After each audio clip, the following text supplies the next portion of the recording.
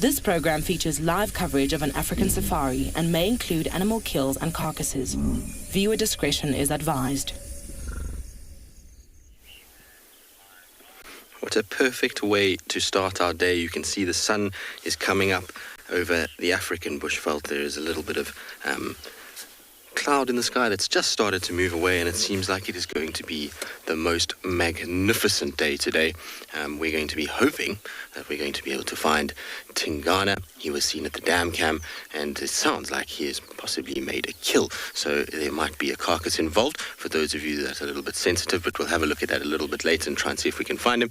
But it promises to be an extra special morning. Like I say, it's a beautiful weather, and hopefully we will be very successful in our plans to find the Duke of Djuma.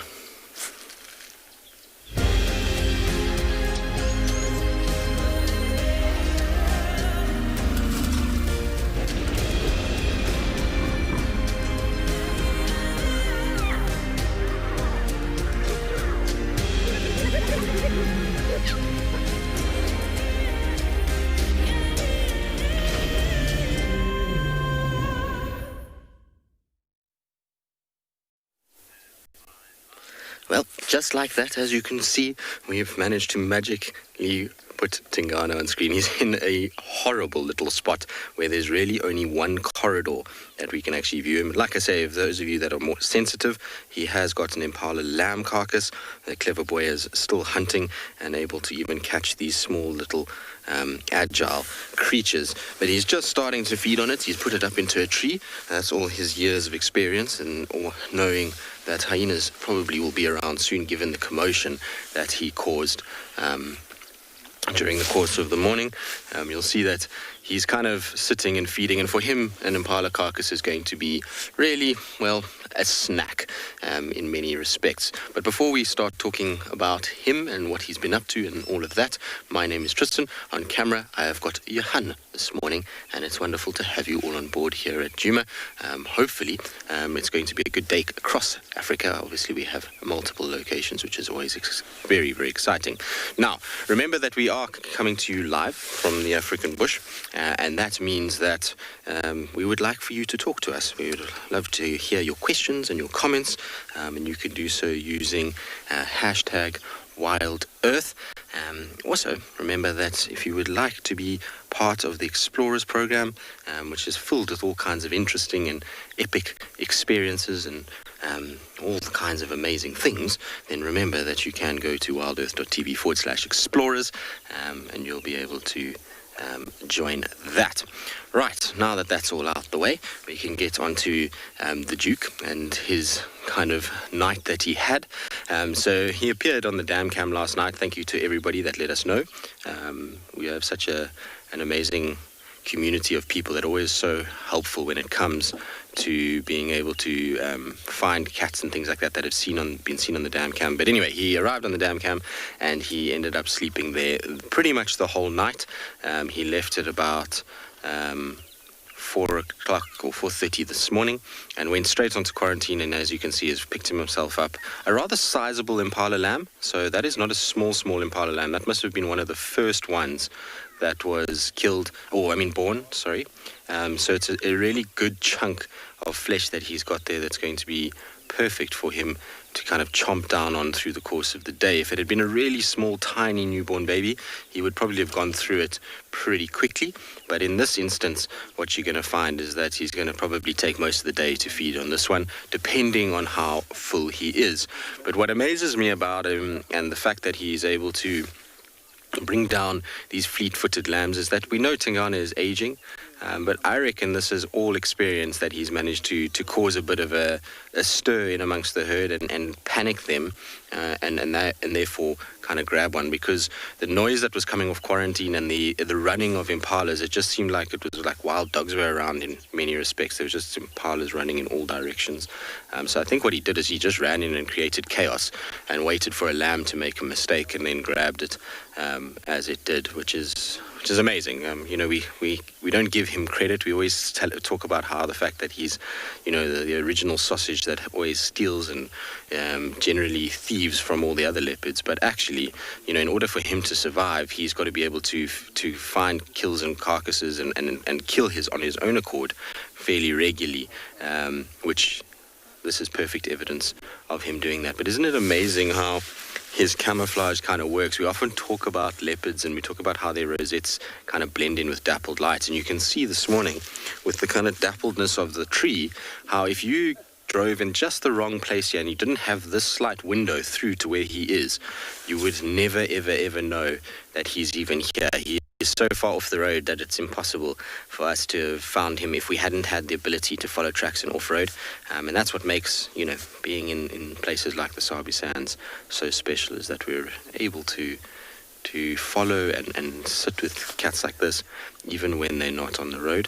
It's part of the reason why we also have set game drive times, and that's to be able to give the animals some time to themselves during the day and obviously at night. It's why we're not driving 24 hours a day. It's to give these animals a chance to live their lives naturally and not have to worry about cars or anything like that. So we, have certain periods of the day that we're out. It just so happens that those periods are during the most active times, and most of our animals are very habituated, but still, ethically, it's always a good thing just to let an animal have its own time and its own space to be able to live its life however it would like to. I was thinking also just along the lines of kind of when he was sitting at the pan, so I was looking at some of the footage of him. He curled up right in a little bush, and it was so reminiscent of Hosana. So for those of you that haven't met Hosana or didn't know Hosana, Hosana is one of his offspring with Karula. It was her last litter that she had, so he's a younger brother essentially of Thandi. And Hosana used to, at one point, just sit at that pan day in and day out. Every night you'd kind of find this little ball of leopard spots sitting in front of Uyatela and just taking it easy. And then he'd kind of drift off and do his hunting and do all of his other things and then come back to that pan. And sometimes he would spend, 5-6 days just hanging around this pan. And when I saw the footage of Tingana last night, just kind of curled up there, it was so reminiscent of Hosana and what he used to get up to. And it was just in many ways, it was kind of bittersweet. It was cool to see it, and it brings back so many great memories. But on the other hand, it's sad a little bit in a way, because, well, we don't see Hosana anymore, and it was such a great time when we had him there for so long. Okay, well, we'll sit with Tinky for quite a while. It's going to be interesting to see what he gets up to, if he kind of feeds. I might try and reposition and see if we can get a slightly kind of better view than where we are right now. In the meantime, though, let's send you off to Swalu and Carl, so say good morning.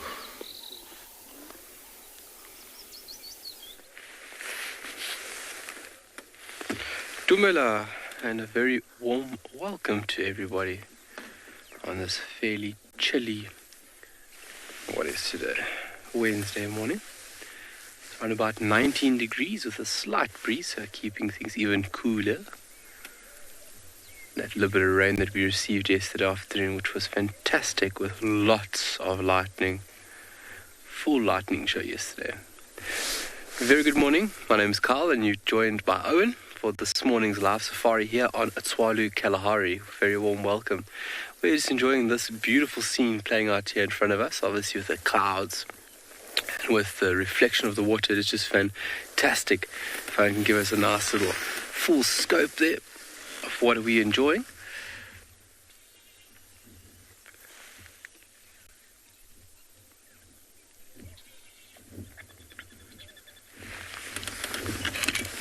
Lovely scene.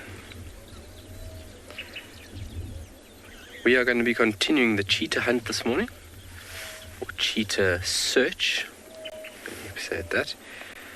And during that time, if you guys want to communicate with us, please do not hesitate. Hashtag Wild Earth, or just at FC. For all our young ambassadors, all our young Earth warriors, you can communicate via kidsquestions@wildearth.tv. Crimson-breasted shrike.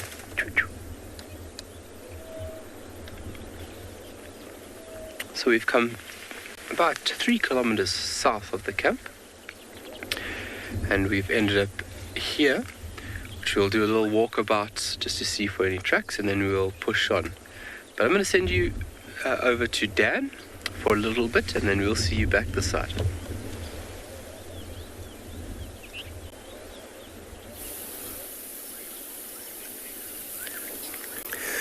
Good morning, everybody, and welcome to And Beyond Ngala. What we have here is quite a curious little hippo. We've kind of come up to this watering hole, trying to see what's come down during the evening, and this hippo's made its way all the way towards us to try and investigate and see what's happening around here. I spent a bit of time looking at some birds on the banks as well, but yeah, it doesn't seem like there's too much going on here for now. But good morning, everybody. My name's Daniel Fisher, and here on the camera we've got BK this morning. And my plan. So I know 2 days ago we were watching that elephant who was in labor. I'm going to be hanging around this watering hole. It's quite close to where she was. And I'm really hoping to see if we can't find her, or maybe a brand new baby that's around. So, I mean, the things that we're looking for, it was a herd of 4 of them.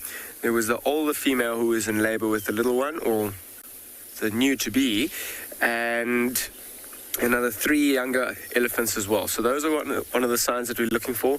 I really don't think she would have gone far. So I'm going to spend a bit of time in this area this morning. We did also drive past tracks of some lions this morning. They must have come in last night from our eastern boundary, which is quite nice. There's a good chance of finding them. But it seems like this watering hole hasn't got too much activity. The hippos also, they've returned probably a couple of hours ago. And I'm going to spend the rest of the day resting in this watering hole. I can hear a few birds, a few Egyptian geese. But yeah, it seems like it's quite still. I'm sure as the day warms up, and it's going to be a lovely day here. It's currently sitting at about 22 degrees or so, but it's going to warm up significantly in the next few hours. And I'm sure your general game, like your impalas and wildebeest, and maybe even a few elephants, will come down and have a drink here.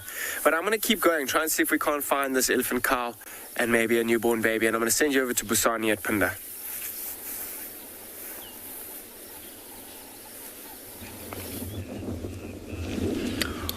Welcome to Pinda and Beyond. We just found the journey of giraffe. Carry on. We just found some giraffe, and we are watching them from the distance. You can just see them walking toward that tree line at the distance. And if you look a little bit further than that,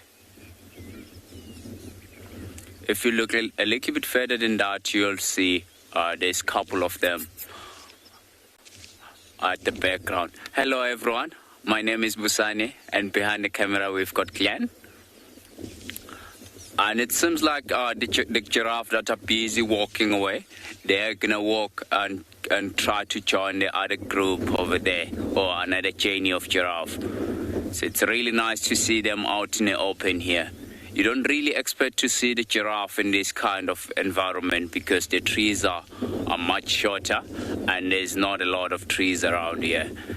But we are so lucky to see, myself and Clan, to see this journey of giraffe. I think what are we going to do from here? We are looking for a pride of lion. So we're going to leave this giraffe and try to find some tracks, and we cover some ground in this nice open grassland. As soon as we find some tracks, then we'll be happy for the day.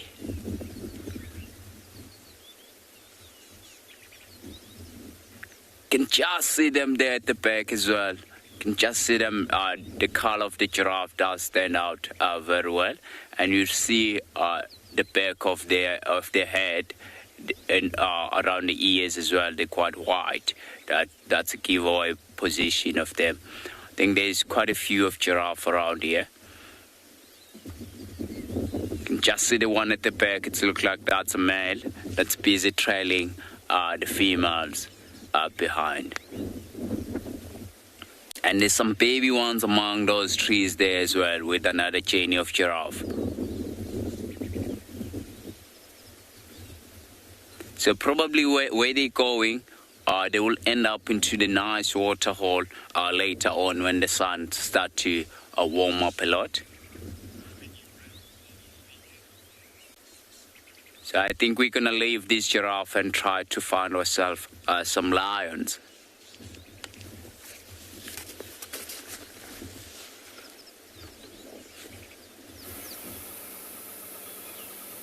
Good morning, fine people. Here we have a red-billed hornbill. Ooh, looking for nesting materials, possibly. Isn't that exciting? Hi, everyone. It's me, TRISHALA, and I've got Theo on camera with me. There's a lovely morning on Juma Game Reserve, already off to a wonderful start with Tristan and Tingana. And I have some plans for today. They're very loose, but it's mostly to find a nice elephant herd, particularly the herd that was seen yesterday with that leucistic adult. That's what I'm hoping to find. So I'm going to keep it to the east and to the north.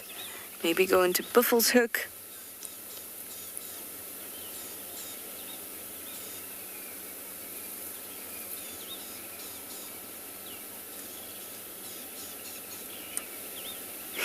So entertaining to watch these guys. I think that it's looking for some nesting materials, or there is something tasty in the form of a bug that we can't quite see. And considering how vigorously it's shaking that branch, I think food might be the matter here.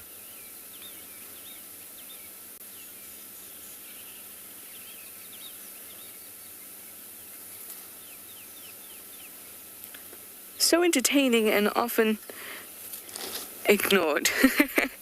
All right, well, off we go as this one drops to the ground, and we'll see you at the different water points.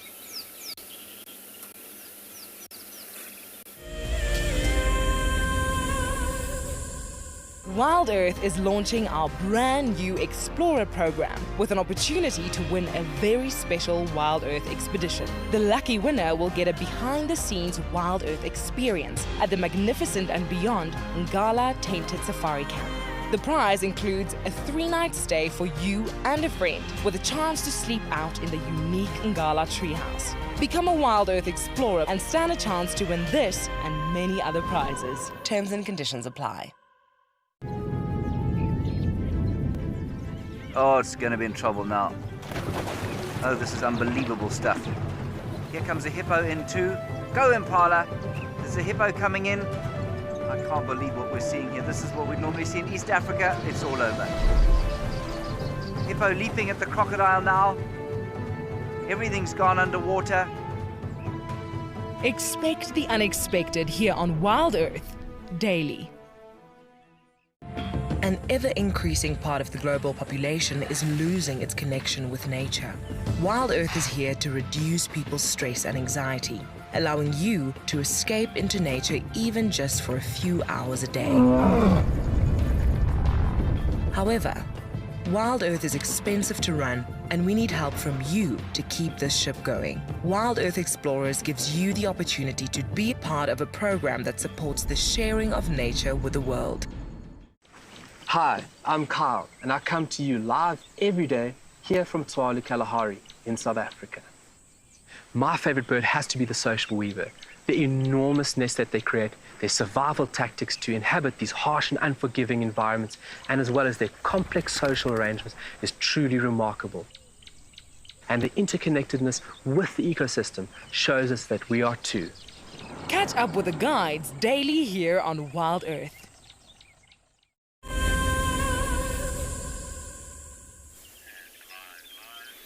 Well, as you can see, we're still with Tingana. We haven't changed position just yet because, well, it's tricky. It's not an easy place that he's in at all. There's, from the base of that tree is a big steep drainage line.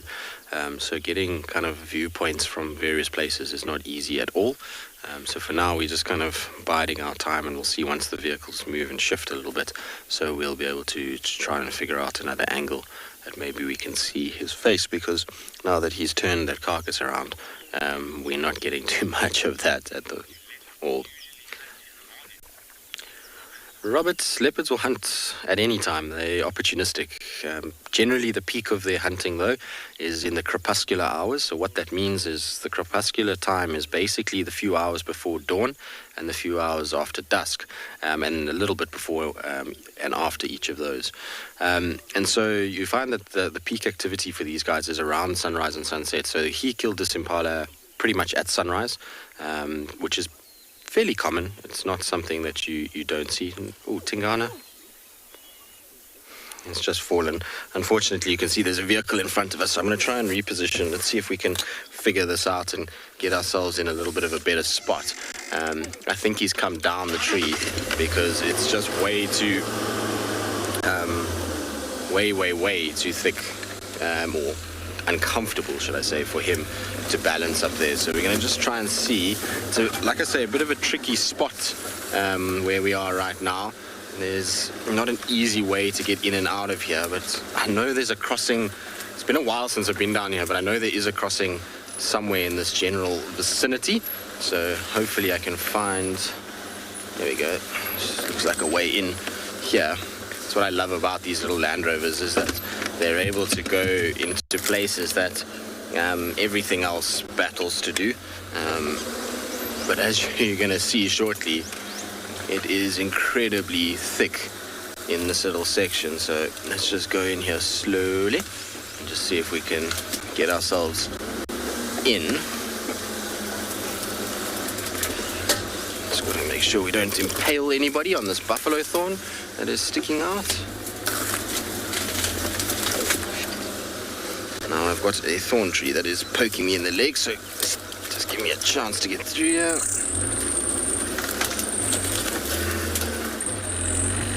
Okay, there he is there.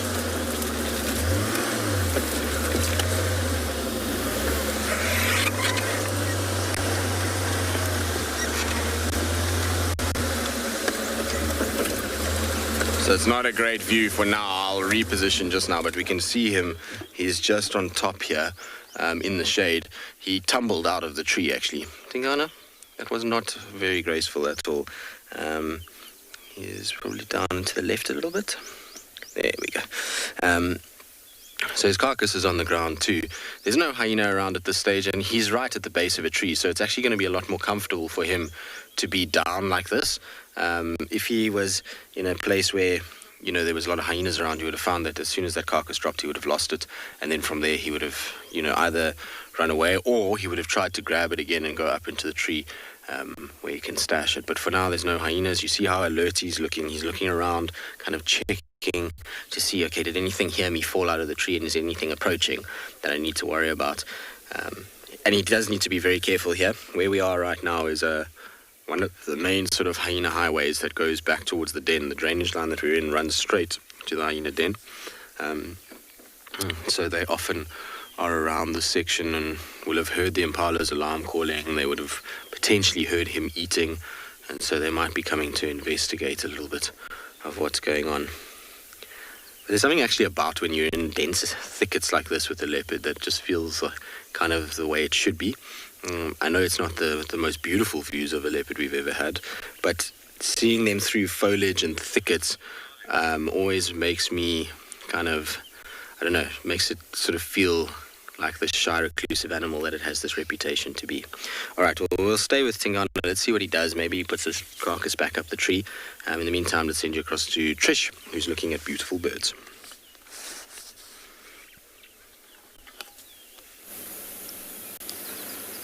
That block and that drainage is so deep. Often Shadula used to take us through there, and I've been stuck there before. Here we've just seen one Birchall starling trying desperately, this one, to eat the remainders of what looked like a very dried up gecko. It looked like gecko biltong at this stage. Then it abandoned it, and another Birchall starling came along and tried its luck with that biltong gecko. Each were unsuccessful with being able to get it down. We're looking at the lesser appreciated birds today. I quite enjoy that, because we see them so often and they're so common we tend to forget or spend less time with them. So we never forget how beautiful they are and how important they are, but we tend to spend less time with them.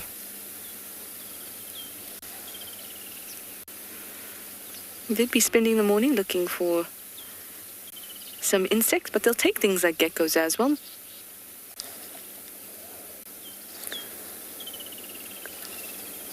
Some of them will even take little mice and other small vertebrates. And on the flip of the coin, they might also grab some fruit. My favorite thing about them has always been their colors.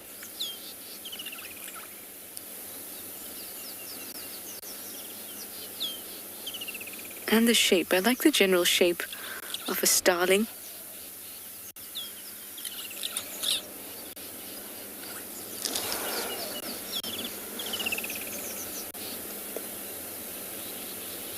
Where'd your friend go? How will you follow your friend too? So we're now here at Twin Dams, but everything's quite quiet at the dam. And we're now going to make our way towards Buffelshoek Dam. So that herd that had that leucistic elephant was actually quite east towards Torchwood, but they were moving north yesterday. So we're going to try and figure out where they went and see if we can follow them, because to see a leucistic adult is quite special. And I think we deserve to see it. What do you think? I'm sure you do too. But now you deserve to see Tristan and Tingana.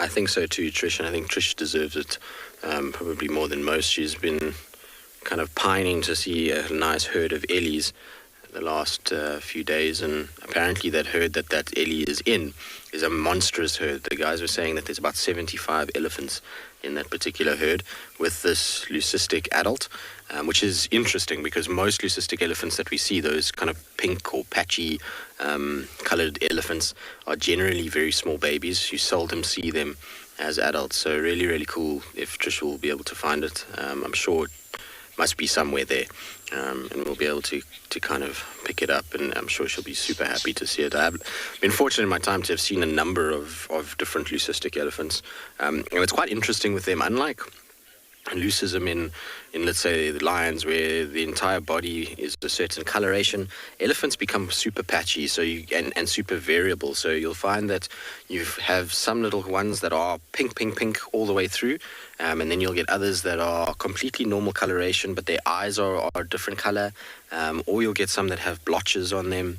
So it's really kind of variable within them. It's not as sort of standardized, as, if you want to call it that, as something like the white lions. But interestingly enough, there was an elephant that we used to see in the southern part of the Sabi Sands, and I'm hoping that one day we'll get to see it here at Djuma. It is the most incredible elephant. It has got the most blue, well, when I say blue, sapphire blue eyes. It looks a little bit weird at first, and you don't really notice it, because often elephants with their long eyelashes and the shape of their head, it shadows their eyes a little bit. But if you can get it in the right way, and you get the right light, it has these unbelievable eyes. It's the most incredible looking creature, and I've always wanted to get decent photographs of it. And the times that I saw it, I managed to get some pics of it, but they were never great. They were never kind of what I wanted. It was always early. It was in the early days before I kind of had a lot of the stuff that would allow me to get a fairly decent picture out of it. But that elephant is absolutely beautiful. I know there's quite a few photos that have been posted online of that Ellie from the various different camps. So hopefully one of you delightful people will be able to find a photo somewhere and post it up on the social media platforms that we use for others to be able to see. Amazing. Now, as talking about beautiful eyes, we've got somewhat of a good spot here. I mean, there's a lot of vegetation in front, and if he goes to sleep, it's not going to be ideal, but there's this just perfect gap where his eye is just hitting every now and then. And like I said earlier, there's something about seeing a leopard behind vegetation that just lends to their entire persona as these individuals that like to be kind of in the thickets and hiding, which we know is not really the case here. We're super fortunate that our leopards don't hide from us for the most part. I mean, some days we feel like they do, but for the most part we're pretty lucky in that we don't have to worry too much. But generally across the sort of world where they occur, this would be kind of a sighting that would blow people's minds, because leopards typically would be in thickets like this and trying to just kind of hide a little bit and avoid detection. Their entire life is based off being an ambush predator, and so when they are seen, it almost goes counterintuitive to their entire nature as an animal that's supposed to be hidden and not seen. We see it when they get shouted at by prey animals, that they like to trot and try and get in behind something until everybody leaves them alone. So it's actually incredible that they allow us to be able to follow them the way that we do. A lot of people often ask us, don't you think you kind of put so much pressure on them that they, that it's not good for them? But actually, if a leopard doesn't want to be seen, it will not be seen. I can promise you that right now, when I've followed leopards where they just don't want to be seen that day, and they will disappear within 5 minutes and you won't find them again. So, these are just animals that I've completely kind of learned that we're not something to worry about, and therefore don't mind too much that we're around, obviously within reason, and ethically. Following them and various other things is what needs to be practiced. Kate, do leopards often fall out of trees? No, very, very, very seldom. So I don't know what happened with Tingana there. He kind of plopped onto the bottom of the ground. I think what happened was he was so busy trying to reseat his carcass while he was eating that he lost his footing a little bit, and then from there his sheer weight plus trying to balance the carcass plus where his front legs were, I think it was just not kind of working at all, and so he just let go to rather land and then redo things later. But it was very ungraceful and not at all what you would expect from a experienced leopard, that's for sure. But you'll see now what he's doing is he's just grooming himself after they've killed. This is very common practice. They are getting rid of all the blood that is all over them. A leopard is a meticulous creature when it comes to being clean. They groom themselves regularly and heavily, and they don't like their fur being matted and sticky with blood. Sometimes you'll see them with a little bit of blood under the chin area, because that's quite a difficult place for them to clean, particularly just under the muzzle. But for the most part, paws, around the nose, whisker area, ears, those areas get really thoroughly cleaned and made to be pristine, and they need to be that way because obviously all of those areas are where the sensory organs are, and so if they're gunked up and full of stuff, it's not ideal. All right, now that we're being stared at by Tingana through the thickets, let's send you down to Busani and see how he's going in Pinda.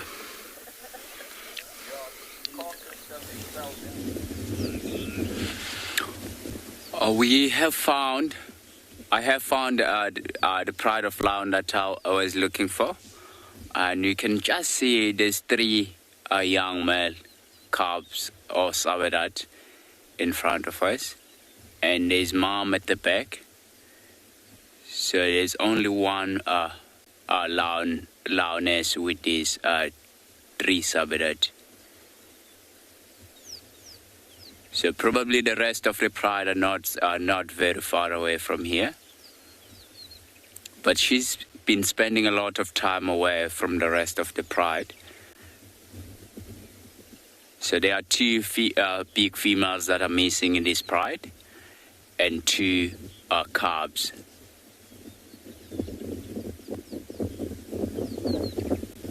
But have a look on their body. Oh, look at that. He's yawning. So have a look on their body, on their coat. They've got some spots on. So those spots is to help them, if they're still very young, around the den side to camouflage. And they're starting to grow that mane, which is, I think they're going to be very, very pretty males one day. And it's nice and cool now, and they're happy to be out here in the open. And we can feel that, like a breeze or the wind that come from the southwestern wind. So my mistake, northwest wind.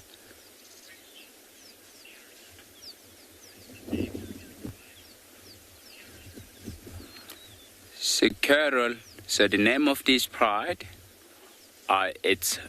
we call them Bayala pride.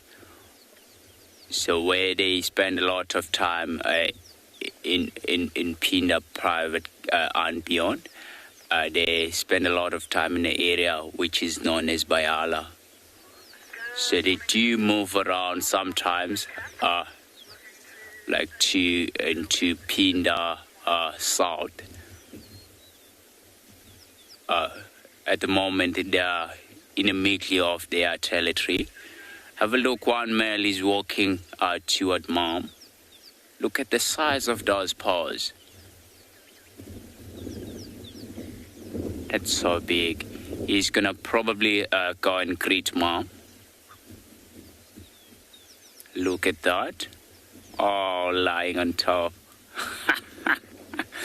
Lying next to mom. So the other two will then shortly go and follow that brother and go and lie next to mom as well. Can just see mom. She's aware of something. She keep on scanning around and perhaps looking for any opportunity to hunt. Another big yawn. So she might as well stand up just now.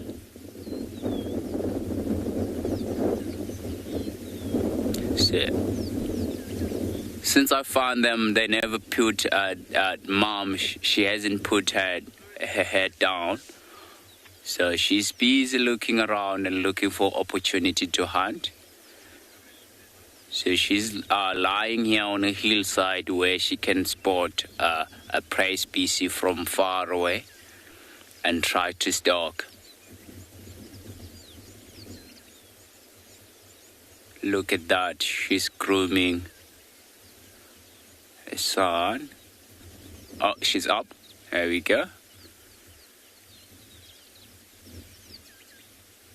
So I think she's gonna start walking probably to that tree line at the background. So in this time of the day, she wants to get into the dense vegetation whereby she will be able to ambush or stalk at the warthogs or nyalas without being spotted.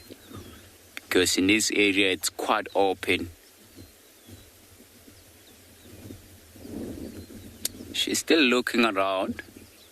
She wants to make sure that if she do start walking away, and no other prey species will spot them.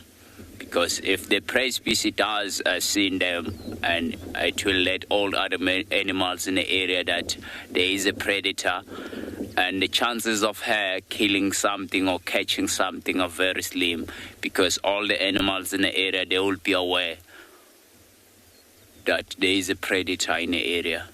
Look at that.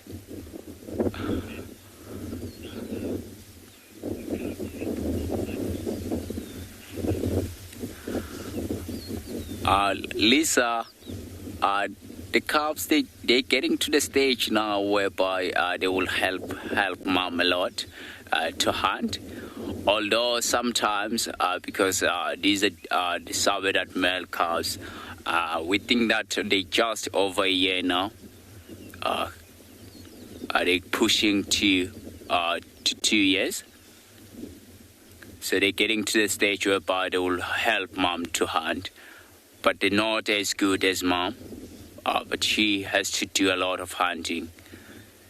So if something could happen to mom, the chances of these calves be surviving are going to be very slim, unless if they come across with a dead animal, then they'll feed on it. So I think we're going to stick with these lions and see what they're doing. we're going to take you to giraffes. We're going to see some giraffes. Welcome back to And Beyond Ngala. Now, I'm currently still in the search for an elephant cow and maybe a brand new calf, and managed to bump into these beautiful giraffe that are currently feeding on a smaller tamboti tree.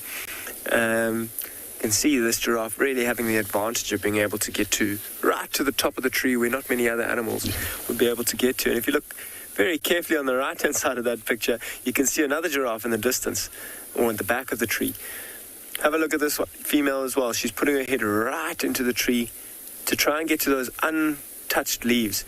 Interestingly about that tree, it's got a milky latex on the inside of the leaves. Look at that giraffe as well, staring. So that's quite interesting. I mean, where we are now, we've been following some lion tracks for a while, and this is also the last time we saw that elephant cow is in this area where we are right now. And if a giraffe were to see a predator, I mean, a lion would be the biggest predator towards fully grown giraffe, like this. And if she did see something that she wasn't comfortable with, she would stare. They've got incredibly good eyesight, and with that long neck, a really good vantage point as well. She's kind of lost interest with whatever she was staring at, so I wonder if it wasn't too serious. You see how she's kind of like looking around though, making sure that there isn't any lions around, although there are tracks which I'm sure were from last night or early this morning on the road where I'm standing now. And just with the relaxed behavior of these giraffe, I don't know if they're so close. I might have to keep going and look for the lions. And while we keep going, keep a real good lookout for that elephant. I mean, these giraffe, we were with the Birmingham Pride yesterday, and there were 11 of them and 18 in total in the Pride. And a giraffe like this will last them a couple of days. It'll be an ideal target. And they'll try and chase these giraffe into a thicker area where there's lots of bushes, kind of try and trip them up if they can. I mean, a giraffe's best defense is its kick with those big legs of it. Let's see if we can't move back a little bit and put these giraffe back into focus. Oof, as I moved back, the one came into focus around that tree, so I'll go back there. BK, sorry. Happy there? Look at that tongue. Cleaning its nose. You'll often see that tongue almost working like a hand as well, like gripping around leaves and stripping them right off. It's amazing. There's a little bit of hide and seek at it. That one just kind of popped around that tree. That is the tree where the first one that we saw was feeding on as well. Have a look at those ears, always moving, listening, but relying mostly on their eyesight to see danger. I'm going to send you somewhere else while I keep looking for these lions and that elephant cow.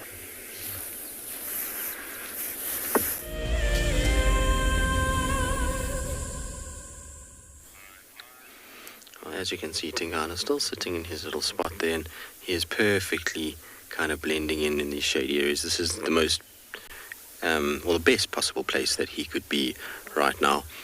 It's leopard heaven in here with all the grass and trees and just generally quite thick and dense and perfectly suited to hiding a kill. But we're going to sit here a little bit and just listen to some of the morning sounds. It's quite nice with a few doves calling and various other birds, and watch as Tingana kind of gazes upon his kingdom.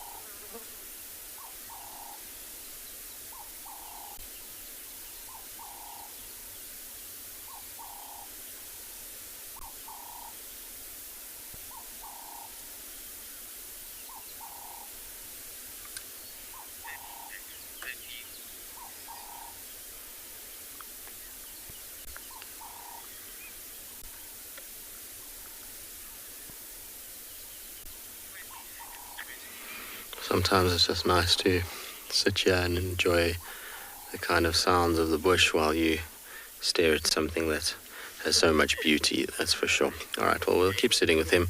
We'll see what he gets up to. Hopefully he's going to go back up the tree at some point.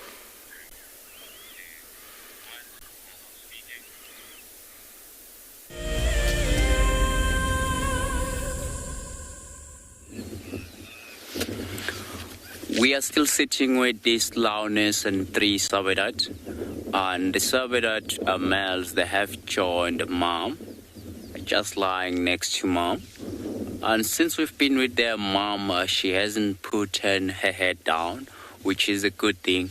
She's still looking around at the distance for any opportunity for her to hunt. You can just see she's changing. And she's now focusing on something.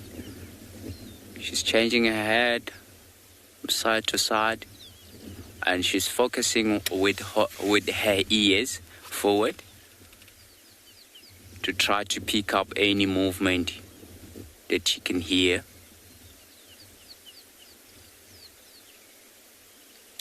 So in this area, and this time of the day, the good chances of her finding or making a kill, it's when she spotted warthogs from far away.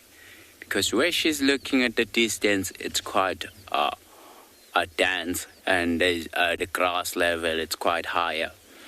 So if she does spot the warthogs, then she'll start ambushing that warthog and stalking and get right up close.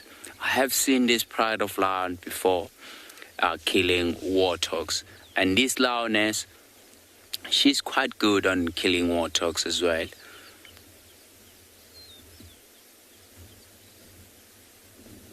I'm so lucky to get to spend some time with this loudness mostly, and she's quite a well-known hunting warthogs.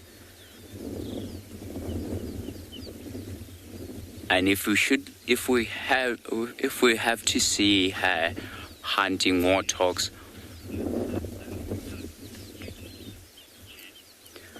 Jan, these habitat cubs, they're so cute. You can just see there's one here on the right hand side.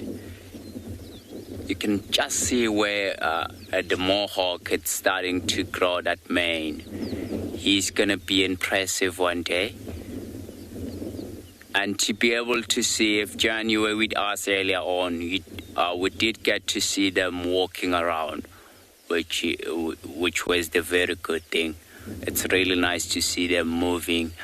And because mom, she hasn't put her head down, so good chance that she will spot something and start walking away. If not, then the sun will get really hot. Then we'll get to see them walking into the nice shady spot for some cover.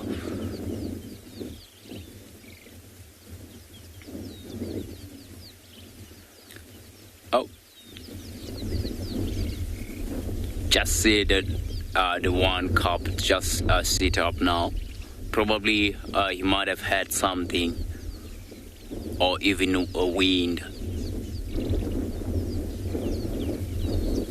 You see now mom, she's got her eyes closed. She's also looking around now.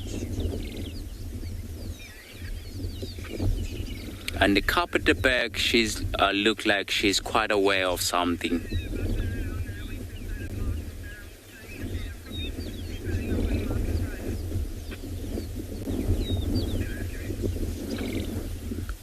Was saying earlier on, if we can't get to see her managing to catch something, which is most likely will be warthogs in this area and in this time of the day, and because the warthogs, they've got very strong muscles around the neck, and sometimes they will start eating while the warthog is still alive, and the amount of noise that they do make,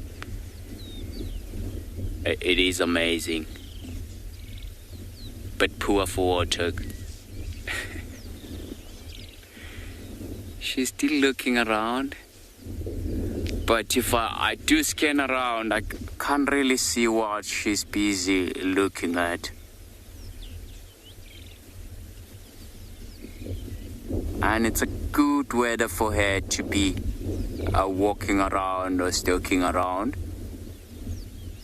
Whatever she sees around.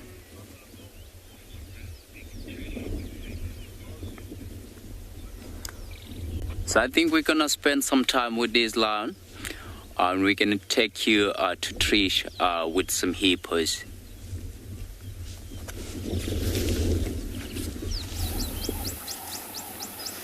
And here it's perfect weather to watch a wonderful scene and smell these lovely smells. I wish I could give you a smell safari. It smells a little like a harbor here at Buffelshoek Dam today. Rather fishy. Makes me feel like I'm near the sea. It's a very peaceful,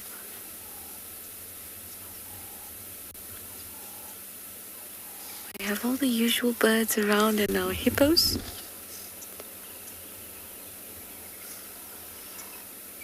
Hippos are still getting up. We have our yellow-billed stork.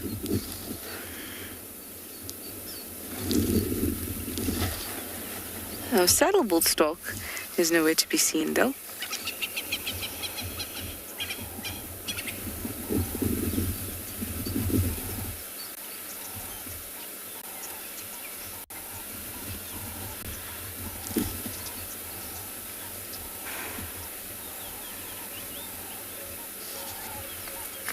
Now the stork has just gotten down for a bit of breakfast. It was up in the tree when we arrived. We've been sitting here for a little bit.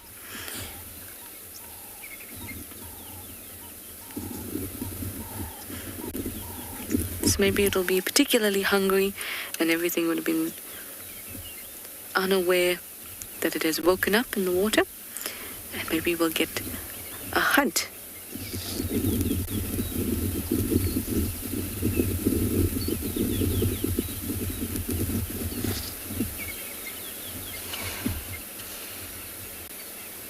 Amazing. Beak open, ready to snap as soon as anything passes through. And it feels just the slightest movement. There we go, shading again.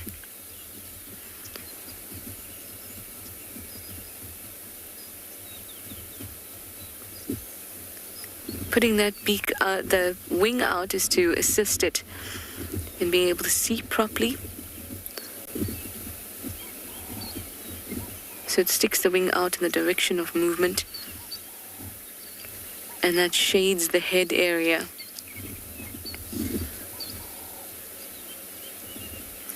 Lennon, you'd like to know how early these birds start hunting in the day? Probably a little earlier than now. What is the time? Yeah, I would say, so usually when I arrived here, it was in the tree still. That's where they'll rest. And usually when the sun comes up, that's when birds get going. So they're not waking up too much earlier than that, especially not to hunt. And especially not big water birds like this. Of course, you'll get birds that enjoy the nighttime, like nightjars and owls. But these guys, no. So they'd start hunting maybe from an hour ago. But I suspect that this one's just started hunting. That's because it's not very, very hot this morning. And it looked very comfortable sitting in that tree when we arrived a couple minutes ago.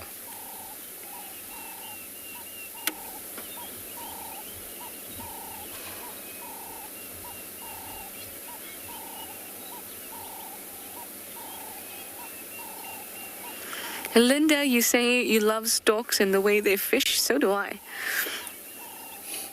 fact, they almost look a bit like they're stalkers. The way they have their beaks open and they move so slowly, like I'm watching you, and then snap.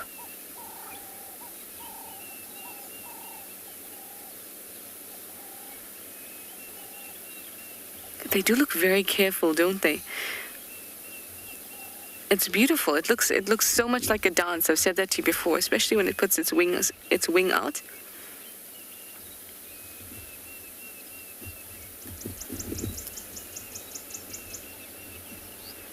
Slow and deliberate and patient.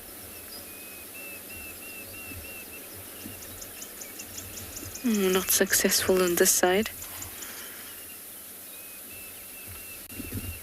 In the smaller dams, when you watch storks hunt like this, they'll go round and round and round the edges of the dam. If you just stay in one place, then they'll pass you quite often and you get a really nice close view of them.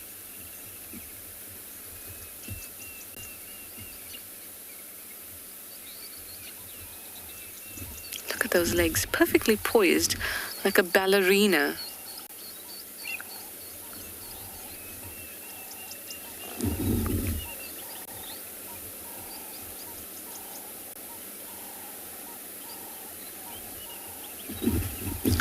I just saw a little grebe come fleeting through.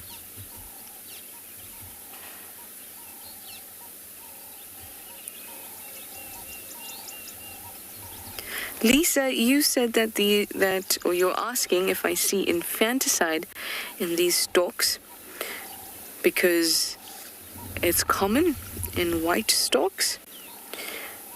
I can't say so for these ones. For these ones, the nest is built by both the male and the female. Both sexes incubate eggs.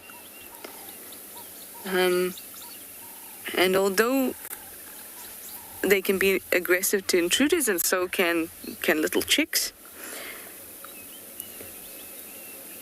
I'm not sure that I've seen or heard of infanticide in them, at least enough for it to be described in textbooks. I've definitely not seen it from experience.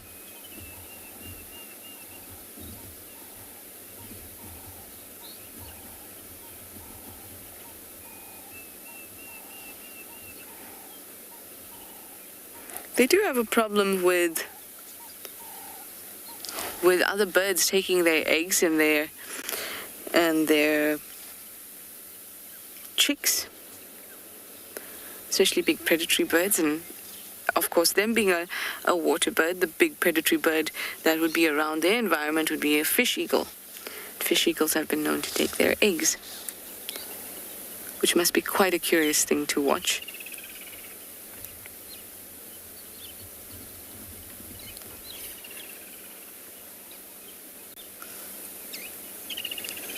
But I have not known of infanticide in yellow bull storks.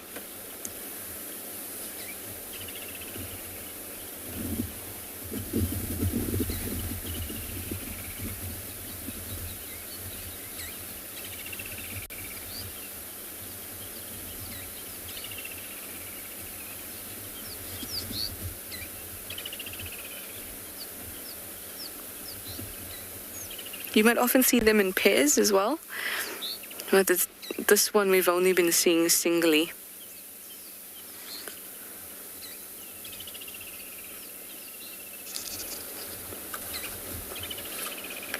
And they are monogamous.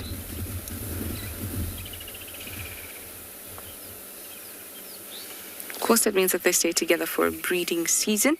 Doesn't necessarily mean that they stay together for life.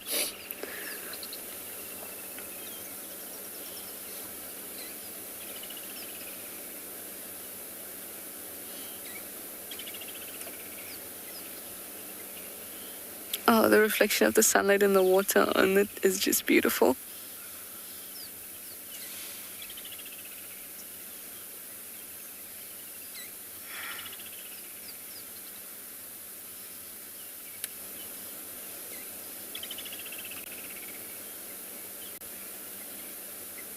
Oh, look, it's our grey heron.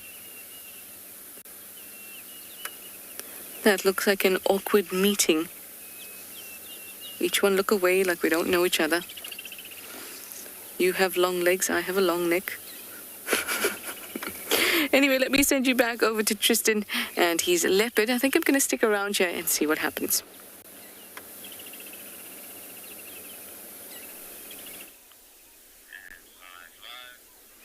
Well, while the storks give each other side-eye, as you can see, Tingana, well, he's just taking it easy. He's just repositioned himself into a little bit of a thicker spot that's tough for us to see. You can see how he blends in there. It's really not easy being able to pick him up until you kind of get a little bit closer and you can just make out those spots.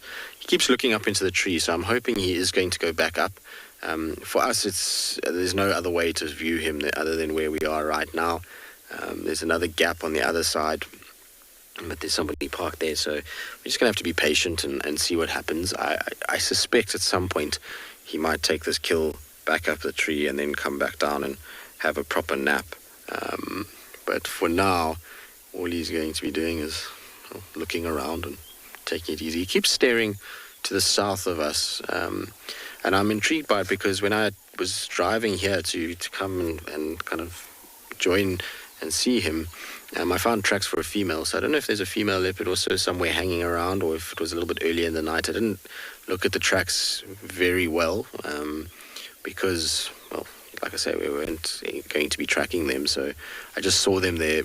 I think, though, that they were from earlier last night. I don't think they were that fresh. They certainly didn't look like they were shining. So we'll have to just see if a female arrives. Generally, with the commotion and the sounds, if there was any predator here, by now it would have already kind of joined and come into the area and had a little look at what's going on. That being said, though, it's so thick here that a leopard could easily kind of sneak up on us, watch what's going on, see it's a big male, and scuttle off without us ever really knowing what was happening behind us. But, I mean, I doubt it. I doubt that that's been the case today. I would have expected, if there was another leopard, for him to start growling, hissing, chuffing a little bit, as leopards do. But you see how aware he is. There was a little branch that moved with the wind, and he immediately responded to that, because he knows that if anything makes a noise here and he spots something, he immediately needs to pick up that kill and go up into the tree. So you'll find that he's super hyper aware of his surroundings while his kill is on the ground like this. Oh, and there we That was the Tingana flop. Robin, it's a tricky thing. Judging weight is never easy, and it also depends on how much he's eaten. But I suspect that Tingana is probably around 80 kilograms, 85 kilograms. So, what would that be? 180 pounds, 190 pounds, somewhere there. I would imagine it's in that kind of vicinity, depending on how full he is. He might top the scales when he's had a really good meal at 90, but I don't think much more than that. The really big, heavy leopards just make 100 kilograms. So, I don't think he's quite at that sort of level. But you never know, actually. I mean, without weighing him, it's really just a guess. But I would expect it to be in the upper sort of levels of weight, considering his size. A lot of people never give him credit for his size. When we talk about really big male leopards, particularly here in the Sabi Sands, we often chat about a few individuals, so the likes of Anderson, Msogwen. There was a male down in the south of the reserve as well that was also a very large individual. And these guys got a lot of fame because of their size. And Tingana sometimes was always kind of forgotten about when it came to that. But he is a seriously big leopard. He's not small at all. I've seen him standing next to Anderson, which was always famed as one of the largest. And he by no means was dwarfed by Anderson. I mean, he was slightly smaller. He was a little bit kind of more slender is probably the word for it. Didn't have as big a set of shoulders and head as what Anderson did, but his dewlap was definitely bigger than Anderson's, and in terms of height there was only probably about a 2 to 3 centimeter difference in terms of them. So his weight will be close to that's for sure. There's actually a little lizard here on the front of the car that I've just noticed is crawling around. It looks like one of the little diurnal geckos that's moving in front of our little high lift jack on the branch. So I wonder if it's going to stay there. I'm not sure if it will.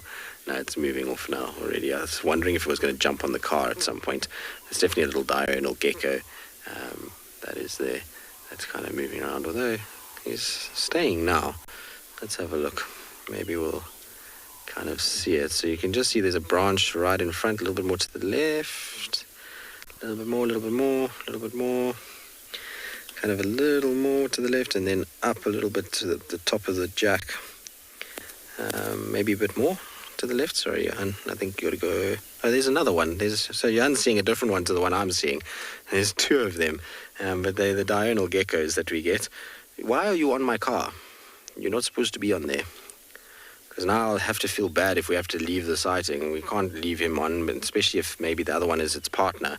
But you can see how it's running along a super smooth surface.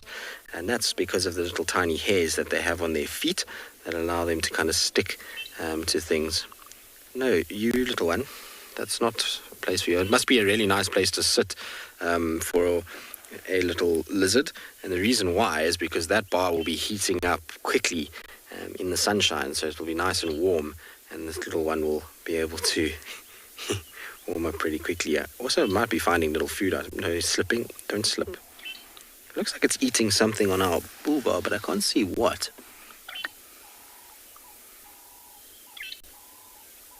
What are you up to?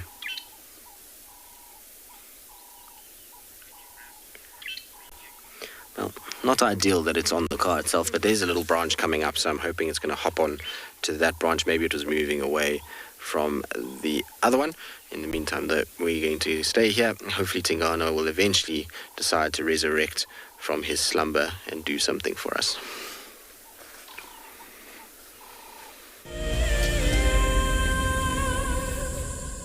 Have you been watching Wild Earth and dreamt of being right there on safari with one of the guides? Well, now you can. Wild Earth is offering you a chance to buy a ticket to dream. You or a friend can hop on board a live Wild Earth show and join our guide on safari. The ticket is redeemable at any of our locations, anytime in the future. Only a limited number of tickets are available, so don't wait. Get your ticket now and start dreaming. Terms and conditions apply. My name is Ross, and I'm a field guide at and Beyond Pinde Private Game Reserve. I love getting questions from guests on Wild Earth because I love sharing and learning information about nature with new people, and it also makes me feel like you're all joining me in real life. If you want to ask a question on Wild Earth, then you need to register on our website. Once registered, go to our live safari page and submit your question below our live feed. Welcome to my car. This is Wendy, and she's my favorite. She would love to have your name engraved on her so you can be with her every single time she goes on a safari here in Djuma. If you become a Wild Earth Explorer, you will have the opportunity to buy an engraved tag which we will attach to her. We will make sure to send you a digital picture to show you exactly where you are sitting on her. You will have front row seat in every single sighting.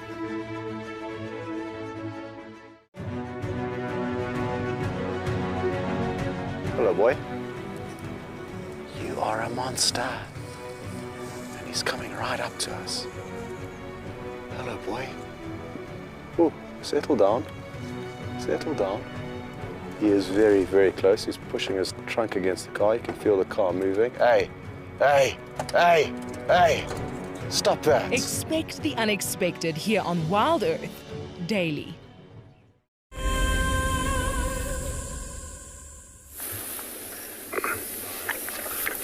Good morning, everybody, and welcome back to and Beyond Ngala.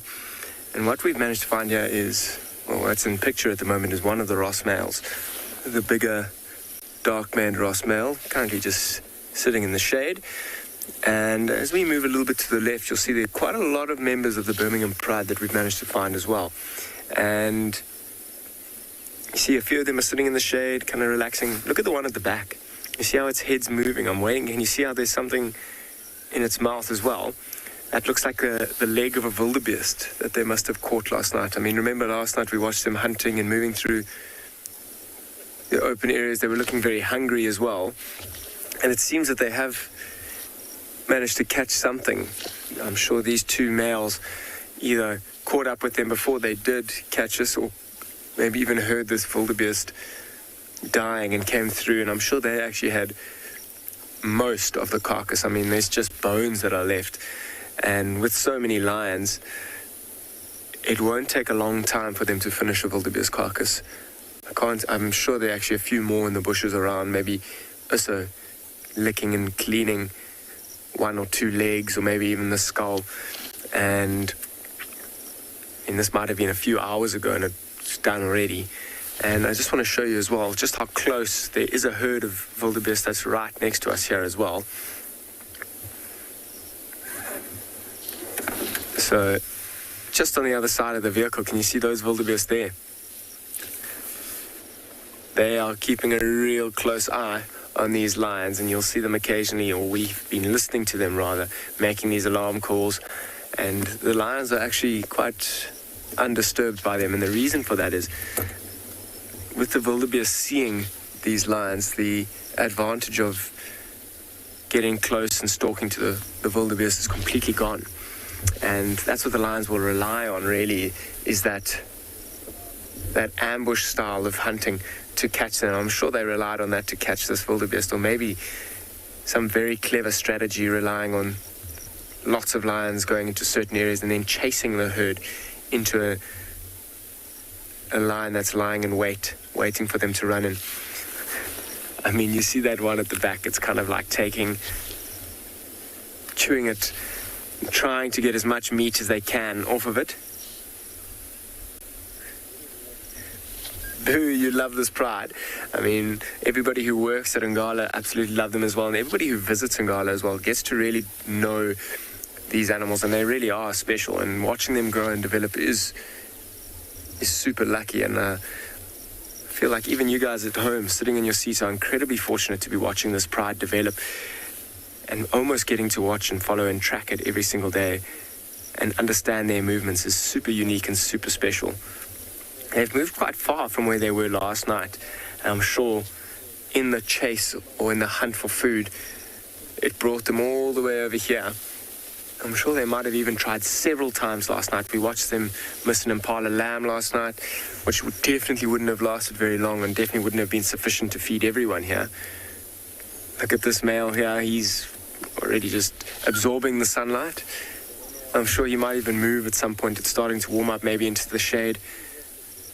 Still keeping a real good lookout and an ear out as well.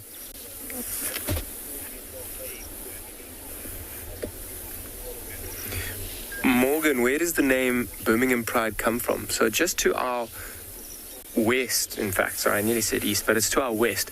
There is a property that many years ago was still named Birmingham, but these lions were first seen coming in from that side. So we named them the Birmingham Pride after the property that they were born on and after the property that they came from.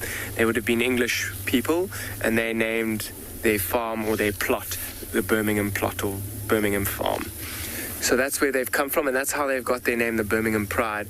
I mean, it's very old English, but that's just the property that they've come from. I mean, the Ross males, in fact, one of these males that are in picture here and his brother to the right that we started on, they are called the Ross males. They come from north of us in the Timbavati, and the Ross family and the Ross property, that's where they come from. So we've named them the Ross males. Well, that's what they are named. We didn't name them, in fact. But yeah, so we don't really name the animals. We're just trying to identify them, and it makes it a bit easier for us. These are wild animals, and they certainly don't need people's or humans' name. But just to try and make it easy for us to ID and monitor them, we give them these names. So, I mean, the Birmingham Pride has kind of moved many, many years ago from that Birmingham property and have kind of settled majority of their territory in Ngala. They do often pop into the Kruger National Park, around Orpin Camp, although Ngala is in fact a private concession within the Kruger National Park. But they spend most of their time in Ngala, which is super fortunate for us. We actually have the luxury of being able to track and find them almost every day. I mean, obviously the very, very special thing at the moment is those white lions that you just saw that one flop its head down in exhaustion. Doesn't look like they've got the fullest of bellies.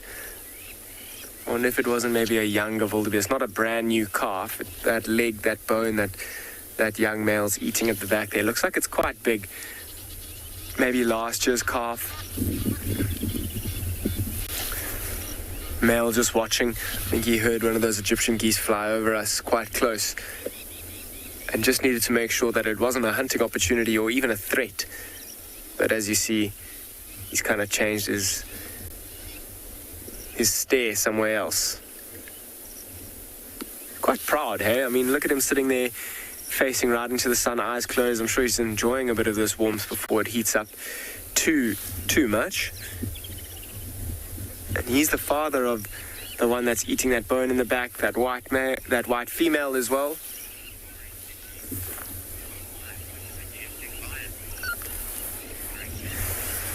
Safari Kitty, what a majestic lion. He's kind of showing off. I think he knows just how majestic he is, and he's sitting there almost in that kind of sphinx pose, loving the attention, I'm sure, but incredibly majestic and incredibly proud as well.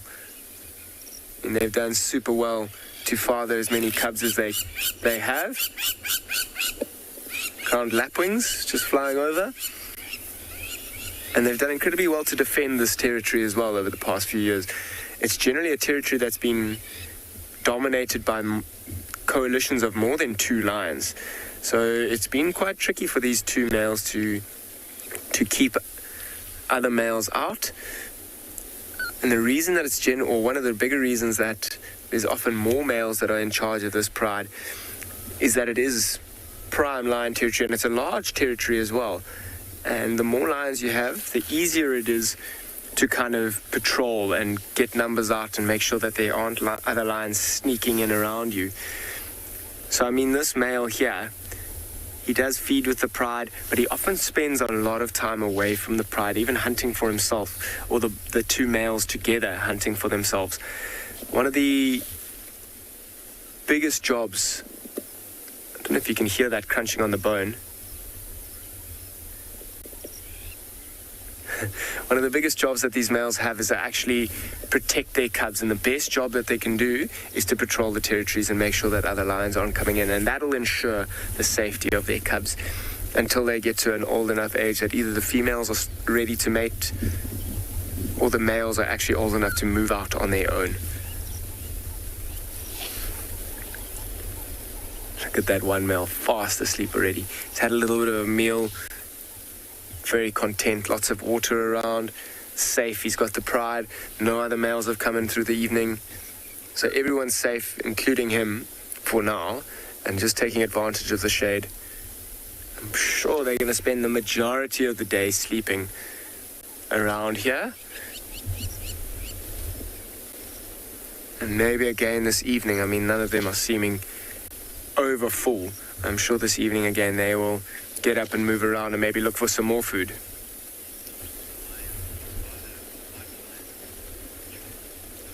Joel, what percentage of lions in Ngala are white lions?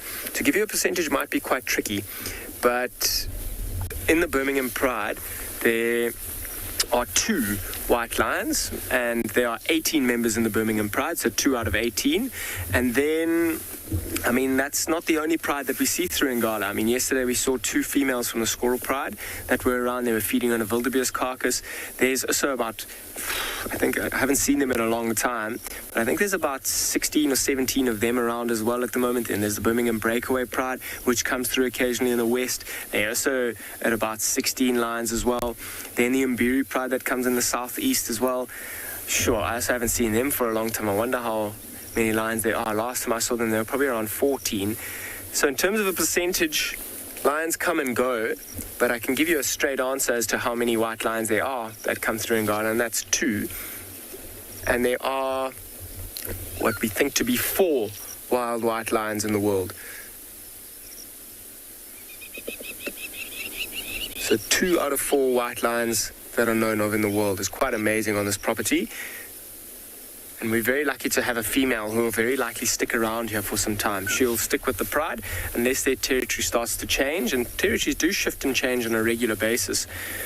It's quite a fluid process, particularly as other prides get bigger and stronger and kind of move into certain areas. They may push prides away. But the Birmingham pride is quite solid at the moment, sitting at 18. And that's quite a strong, formidable force, which will be quite tricky to push out of this territory. Although there will be a time when these males are under big pressure. And they are kind of getting a little bit older. They're just over 10 years old. And that's quite old for a male lion. I mean, particularly having the duty to look after the pride, it can take its toll. And male lions don't live nearly as long as females. I'm going to stick around to see if I can't find the rest of the pride, maybe feeding on other bits and pieces of the wildebeest. I'll send you over to TRISHALA and at the waterhole.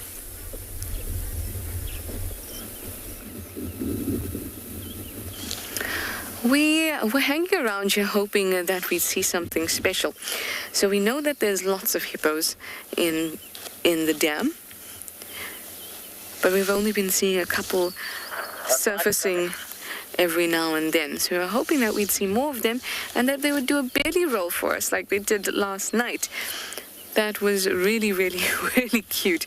One of the adults just rolled onto their back and popped their belly out, and all four legs just popped out. And just saw floating legs. It was quite strange and cute at the same time. So we've just been enjoying the peaceful moment here, hoping that the hippos would do it for us again.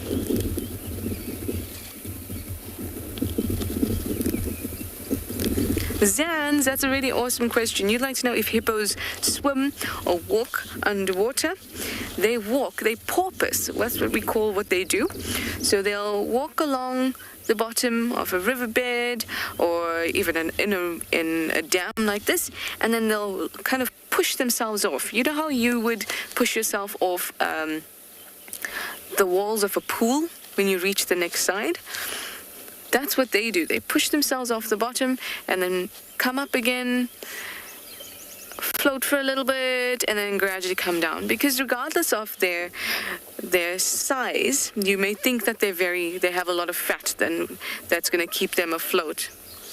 But in fact, it's not the case. So they porpoise. Anyway, Tristan has the best luck this morning. There's some wild dogs with him. Go over and have a look. I'm here. People are press the gate. I was gonna go in there, but you can go. I'll just hang back in Juma. Go and rotate. All right, copy. Whichever stations want to join me, just come join me. They're at the little can drinking at the moment. Well, as you guys can see, we're having a cracker morning. There's wild dogs that are busy eating. It looks like it's the Pungwe pack. There's a dog here that's got a very, very bad leg that's limping on 3 legs. It looks like the foot is broken. I think it's part of the Pungwe pack. I haven't seen enough of them to know properly just yet. Unfortunately, we're at Sydney's Dam, and here can be a bit tricky when it comes to signal. So I'm going to just try and quickly reposition ourselves and see if we can get the rest of the pack. This is just 3 at the back. The rest of the pack has just gone around the corner. You can see they've got some sort of a carcass there. It looks like the ears of a scrub hare that they've got at the moment. They seemingly have caught themselves a scrub hare, which is not really a great meal for wild dogs, but it is, a meal nonetheless. And you can see them kind of moving northwards at the moment.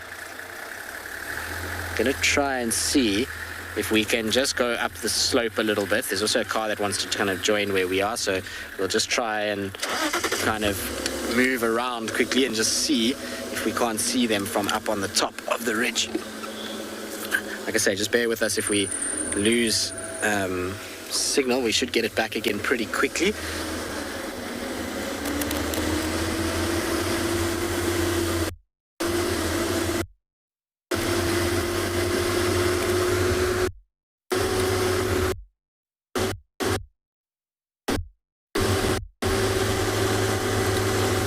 So we should have signal from up here, and it should be a lot better view. We should be able to see all of the dogs from up here. It's going to be a little bit long distance, but it does work out better for us in terms of being able to see them. They all having a bit of a drink at the moment. So I'm going to try and just go a little bit further forward so that we can see them nicely on the clearing. But I'm pretty sure it's the Pungweg pack that we've got here. Like I say, they're all going to come out into the clearing in front, and it's amazing. The one day where you expect impalas to be scattered all over the place here, which they normally are, today there are none. So these guys are going to just have to have a little bit of water, and then from there they're going to have to kind of go search for other food items. A little scrub here between this many dogs is going to be useless. It's not going to be able to feed this pack at all. You're going to find that they are going to be very hungry still. It's such a pity we can't get down into that dip. As soon as we go down there, that's the bowl of no signal, unfortunately, but because it would have been so nice to see that whole pack lined up on the edge of the water drinking. But from up here is still fairly decent, that's for sure. Awesome. It's been so spoilt with wild dogs the last few weeks. We've really been kind of seeing more than our fair share of them. It's been absolutely amazing, actually, to have the two different packs running around. And there's a third pack that's also been sighted to the west, which is called the Ottawa pack. They've been seen a little bit like west of where we are, which is obviously pretty crazy that there's another one that is there. Now you might see a vehicle kind of coming into the shot. I do apologize if there is a vehicle coming into the shot. It's just that they're trying to position themselves in order to get the dogs drinking, which is fine. It's not a problem if they just kind of cross through at some point. Very, very, very cool to see, though. Unfortunately, though, that where they're heading, you see this dam wall in the background. On the other side of that dam wall is the Manuleti, and so I expect that they're going to go straight into the Manuleti, and we're not going to get too long with them.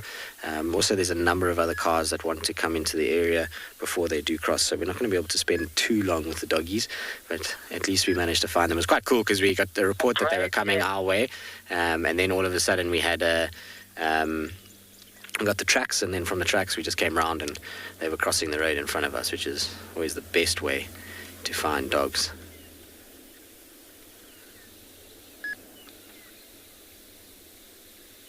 But I'm pretty sure it's the Pungwe pack that we've got. I don't see any individual with a collar, but again, I mean, they are miles away from where I'm sitting, so seeing anything from there is going to be a little bit tricky. I'm trying to see if I can find my binos. I don't know what I've done with them. I'm going to have to look for those. Not sure where I've put them. But there's definitely no sign of a collar dog that I can see from here.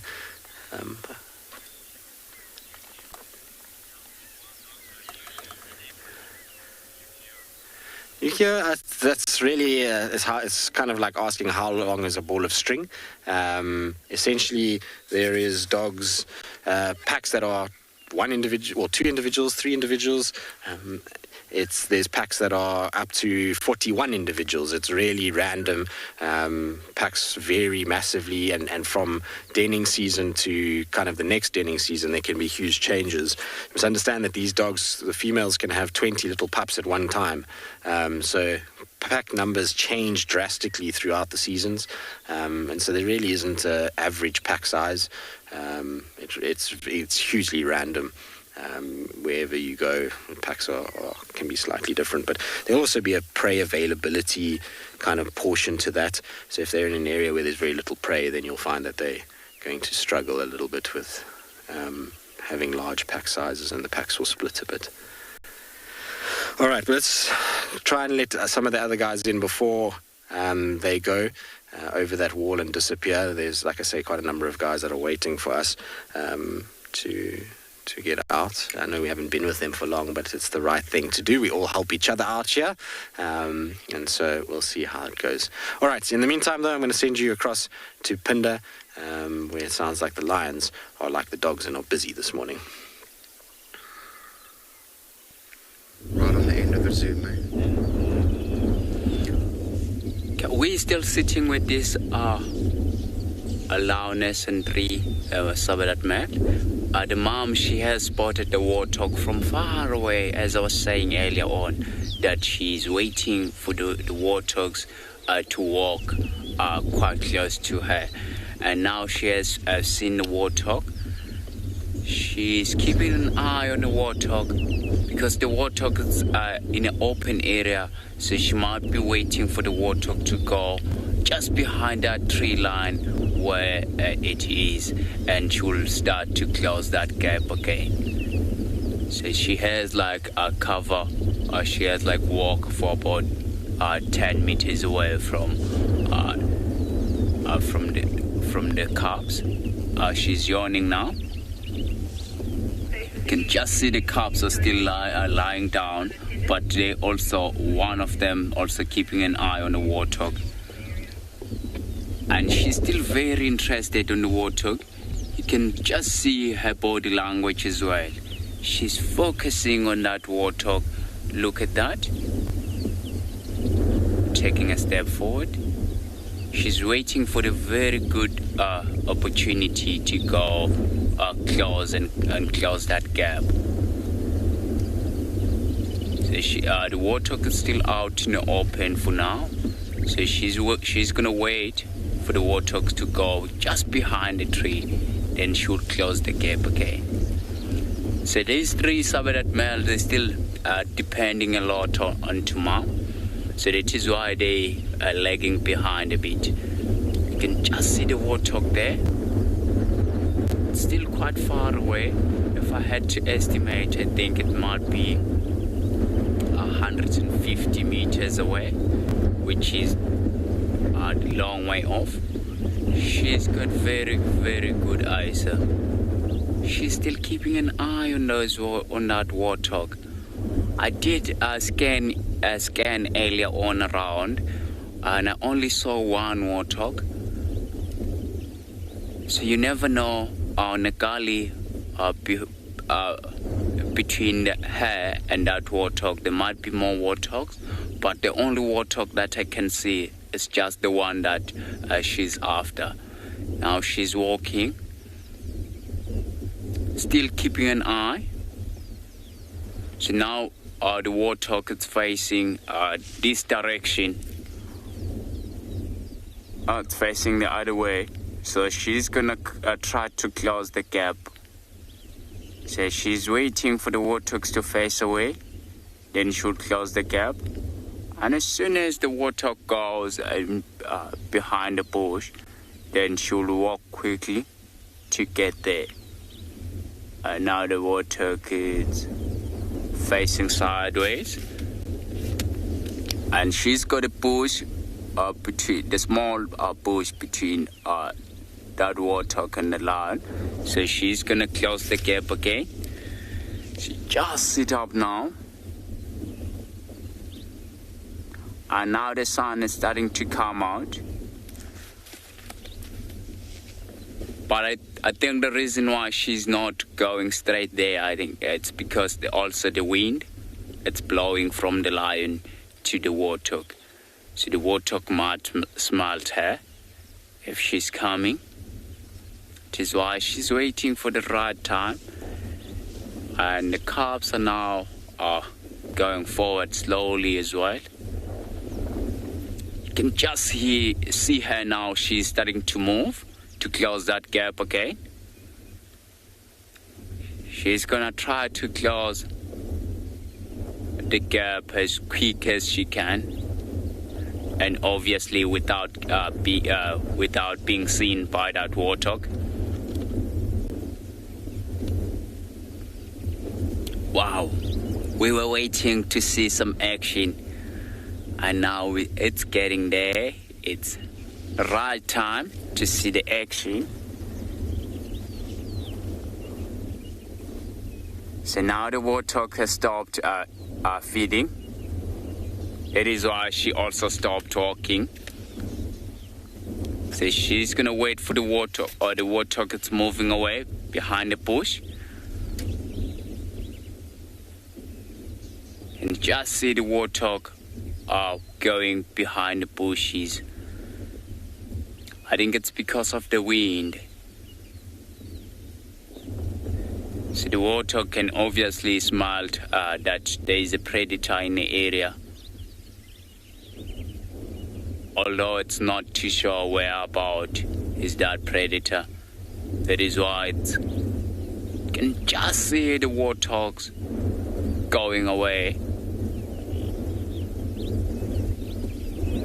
But she's still very interested. She's keeping an eye on that warthog. So the warthog stopped again. Oh, still going.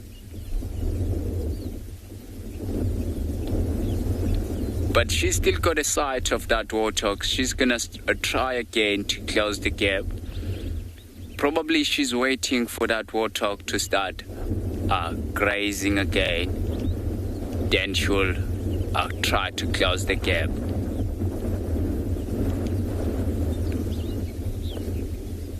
But she's also scanning around to make sure that there's no other prey species that she could go for in the area while she's still interested on the warthog. You can just see the warthogs. It's going further and further away now.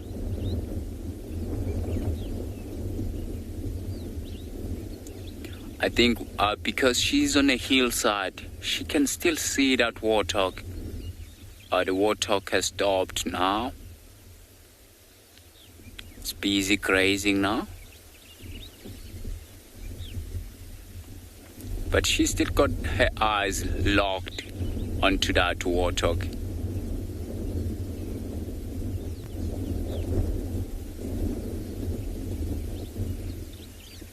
And she's still very interested. And all the cubs are still lying down just behind. The warthog is busy grazing at the background.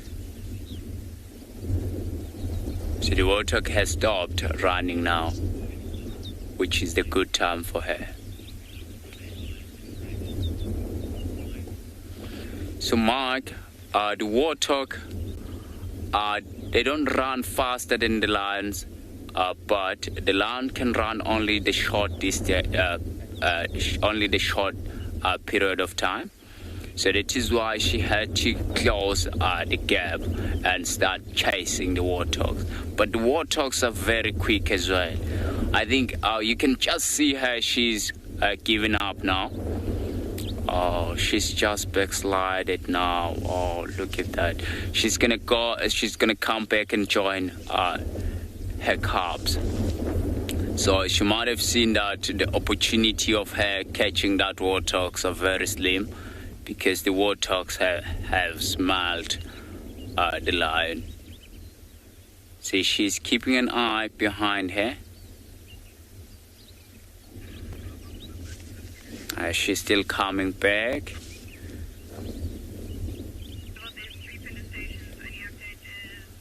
And warthogs are so quick as well. They're really quick. That is why they have to go to get a little bit closer, then they'll start chasing.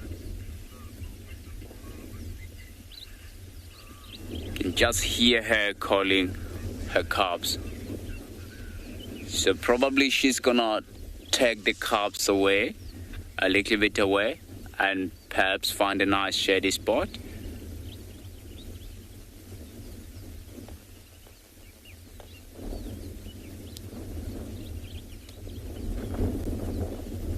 There we go. She's still looking around.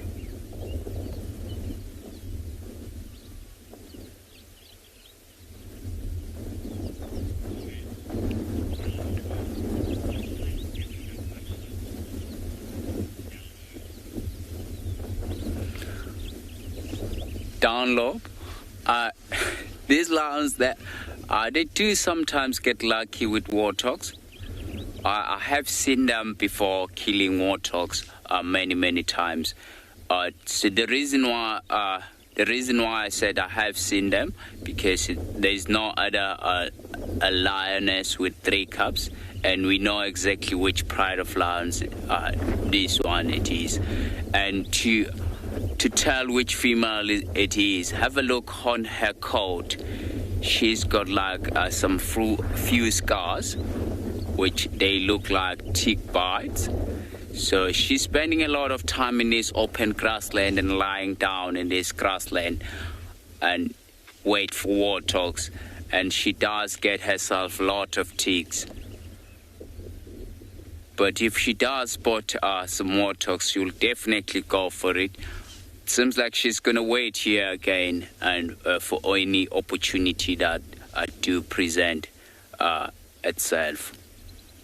So we're so lucky here in Pinda the most, because in some other places, you don't really see the lions active in the daytime. Like Kruger National Park, you'll see the lions there, they're more active at night. And here, we're seeing a lot of a lion making kills in the daytime, which is a very good thing for us. I think it's also because there's not a lot of competition with other lions in the area, so they can do whatever they want to do. I think we're going to spend some time, as you can see that they still got their head up looking around.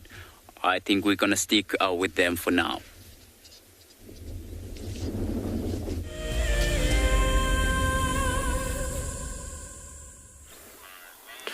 Well, BUSANI has been down busy with lions. We unfortunately, like I say, left the dogs. It was just the right thing to do. There's lots of guys that were interested, and it's very close to a boundary. And so, like I say, you've got to be good about those things and let people have their chance. But we've come to this old hyena den of Mvubu just to see.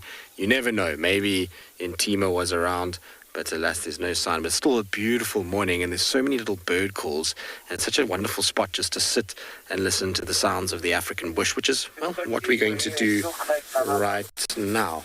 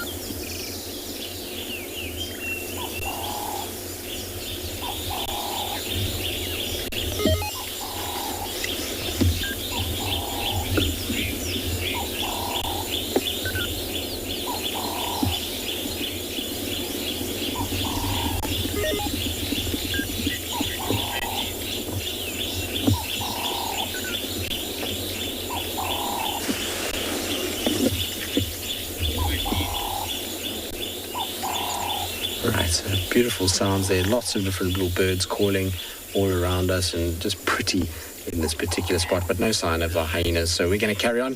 We'll try and see if we can find something else this morning.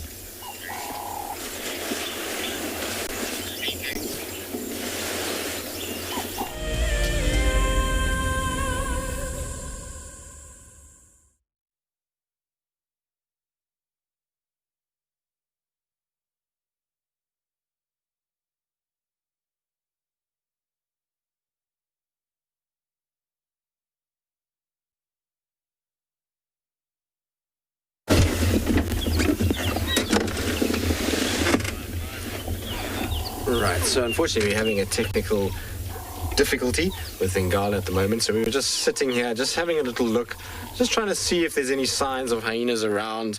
Doesn't seem like there's too many fresh tracks.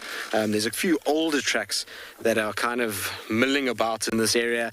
Also, you can see the entrances haven't really been used in the last few days. They are worn, but since the rain, which fell, 3-4 days ago? I mean, we had a bit of rain. Did we have a bit of rain yesterday morning? We did, actually. Since then, even, there's no real sign of disturbance. If we had had disturbance since that rain, you would find that there would be quite sort of dark earth on top of the lighter earth, and that would have been where the kind of hyenas had been milling up and down. So it doesn't seem like anybody is using this. So I don't think Intima is here. She's kind of the last one that we're searching for now in terms of when she's going to have her first litter of cubs, and so it's always good just to come and check old dens when you're looking. Intima was never kept at this particular den.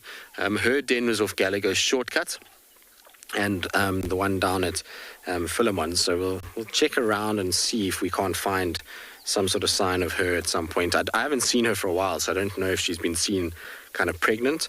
But we'll just have to wait and see. The thing with hyenas is that it's often just a kind of patience game, and just got to keep frequently checking old known den sites. They're pretty much creatures of habit. They like to use areas that they've used before, that they've been successful at. It's a thing that they do, much like leopards, actually, I suppose. Leopards also use den sites regularly that they've used in the past, or even that they were in themselves. So hyenas display the same trait, but unfortunately not really much happening here. I was hoping that we'd find some sort of sign. It sounds like they've just found Tlalamba. Well, the wild dogs have just found Tlalamba as well. I was just busy getting an update when you guys came back across to us. But it seems like she's somewhere up in Buffelshoek as well. So we'll just see what happens with that. Hopefully she'll kind of come south towards Djuma at some point. In the meantime, though, let's send you to Busani and his lines.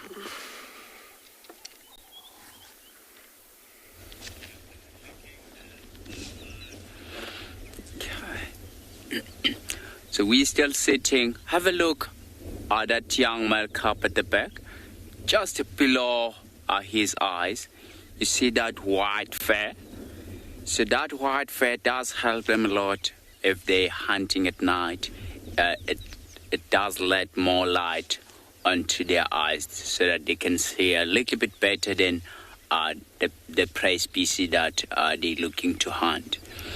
So she came back and joined the cubs, and now she's busy sitting and scanning around exactly in the direction where we last saw that warthog running away. But we don't have any sight of the warthog now. It has gone into the tree line. I think perhaps it's because the warthogs might have smelled the scent of the lion. That is why it moved out into this area as quick as it can.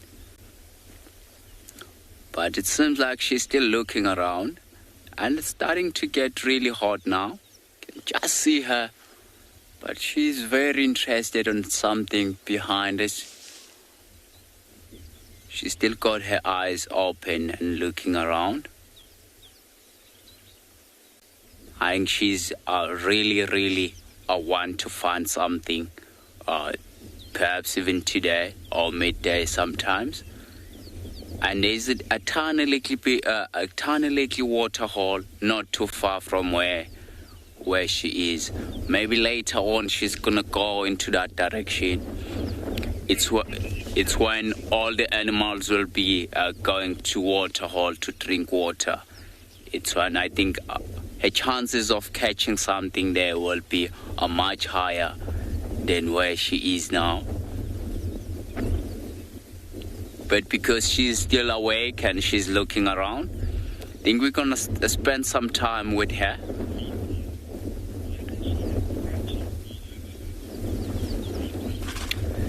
So Lisa, I think the reason why she's got those scratches all over her, it's because have a look where she's lying down, and there's a lot of grass around her, and I think it's from the ticks. So we do have a lot of ticks here in this area.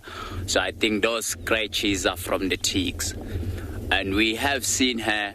When we first saw her with those scratches, there were not a lot of them. But now have a look at those scratches. They go all the way to her back as well.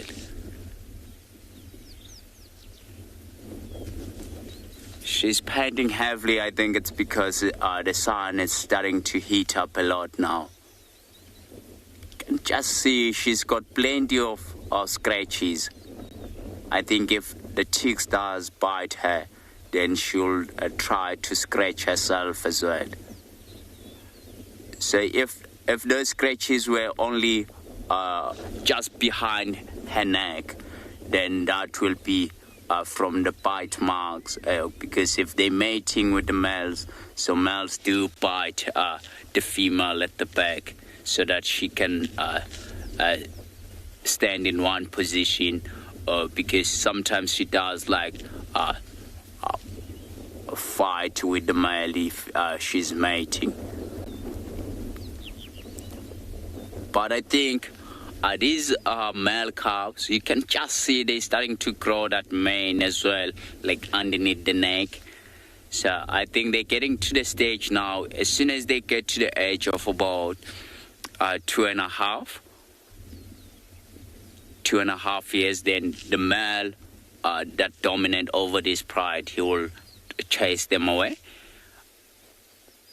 And the female as well, if she does come on estrus, she will then push them away and go and mate with the male.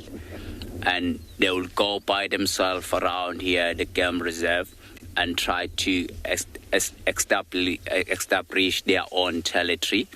But because we are the close reserve and we're so small and we can't hold a lot of lions, so we'll then take these 3 males to someone else that need lions. But it does seems like they do have good genes. I can just see the younger male is yawning, so perhaps he's gonna go and find a nice shady spot. Starting to warm up a lot now. But the female, she's still looking around.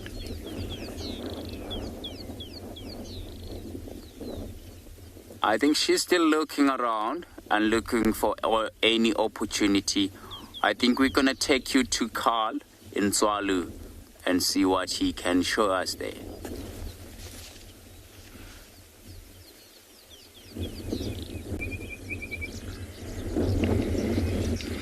Well, welcome back to this side of the world. We are battling uphill here this morning, same as yesterday and same as the lions the other day. So we have decided to come and venture into this very beautiful section and stop and look at the flowers. And I mean, if this wasn't prominent enough, I don't know what is. Look at this lovely little gem. Let me just twist it here so that Owen can get us nice and close onto this beautiful thing. This is a wild morning glory and very distinctive color, very large trumpet-like flower. It's got this beautiful soft pink. You can see within the central parts how this pink radiates through these beautiful darker lines over here. And you can see encasing it is lighter, almost white at the rim or at the trailing edge of this beautiful flower. And very dark and very prominent in the center. They're showing exactly where one needs to go in order to do the job it needs to be done. And then we can look at as well as the beautiful palm-like leaves and very, very elongated strap-like at that. I mean, that's also very distinctive. So a very easy tool or ID factor to use to ID this beautiful, beautiful little flower. Not much use for it, by my knowledge. One can unroot or unearth the flattened tuber. That would be an extensive root, basically. Tubers and bulbs are how plants like this will survive the unfavorable periods through the harsher, leaner times. And obviously now when you have favorable periods with the rain, that's when they do all that they need to do. But this flattened tuber can be unearthed, and you can actually grate it and squeeze life-giving water from it. So it would have been a very valuable item to unearth, especially through drier times if you're walking hundreds, not hundreds in a day, but a good couple of kilometers. I mean, imagine being out here, no water, and you come across that, and you know you would get a good drink from this beautiful plant. See, there's more of it over here. But a very beautiful species, and we thought we would we'd like to show that and share that with you folks. Just all the little flowering plants at the moment is just so exciting. There's so many new and interesting little things that I still need to go do a lot of research on. And there's things that would have been dormant now for 2-3 years. And now with this early rains, that's when these little dormant individuals would flower. I have seen this on Tswalu before, but it is always such a treat to appreciate and look at such an amazing structure.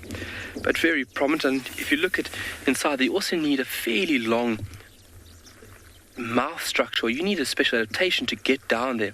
It's quite wide.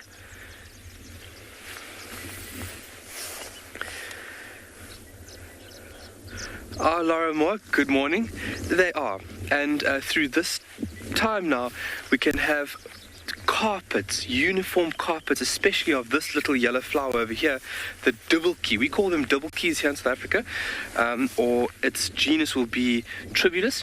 We can have, hundreds of meters just totally blanketed out by this yellow carpet. And that is so pretty. In the mix of this nice red earth, or darkish reddish earth, mixed with the nice green, it is just such a beautiful contrast. And it is such a nice thing to be viewing and appreciating out here in the Southern Kalahari. So we're going to continue a little bit further on. If we do not unearth any cheetah tracks, we are definitely going to look at more flowers, but that is totally okay, because like the comment was made there from Laura, it is such a blessing. It's such a treat to be able to view and understand these beautiful ecological role players out here. And what an area to be doing it. Look at how fantastic of an area we are in currently. If I can give us a nice broad view of the landscape there. These clouds are still hanging about, and it's just creating a beautiful scene. The light basically filtrating through different parts of the clouds where there's gaps. And it's just illuminating parts of the ground and just making everything just so much more beautiful.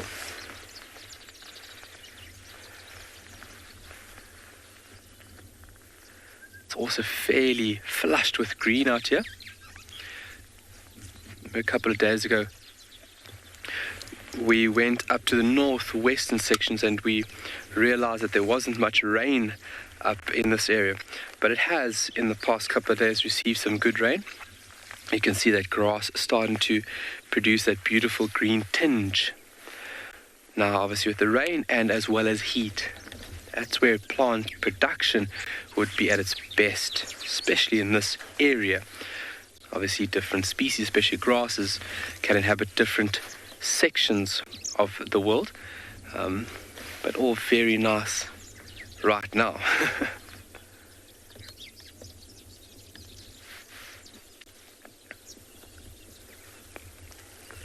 Fantastic. How creative is that?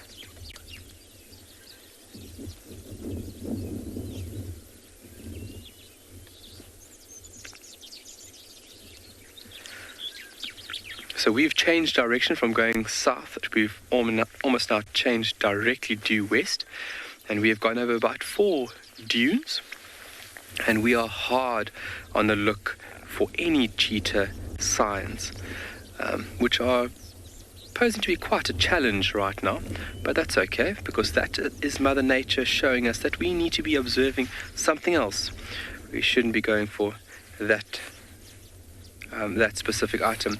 We're going to send you over to Tristan, and he has got a tortoise.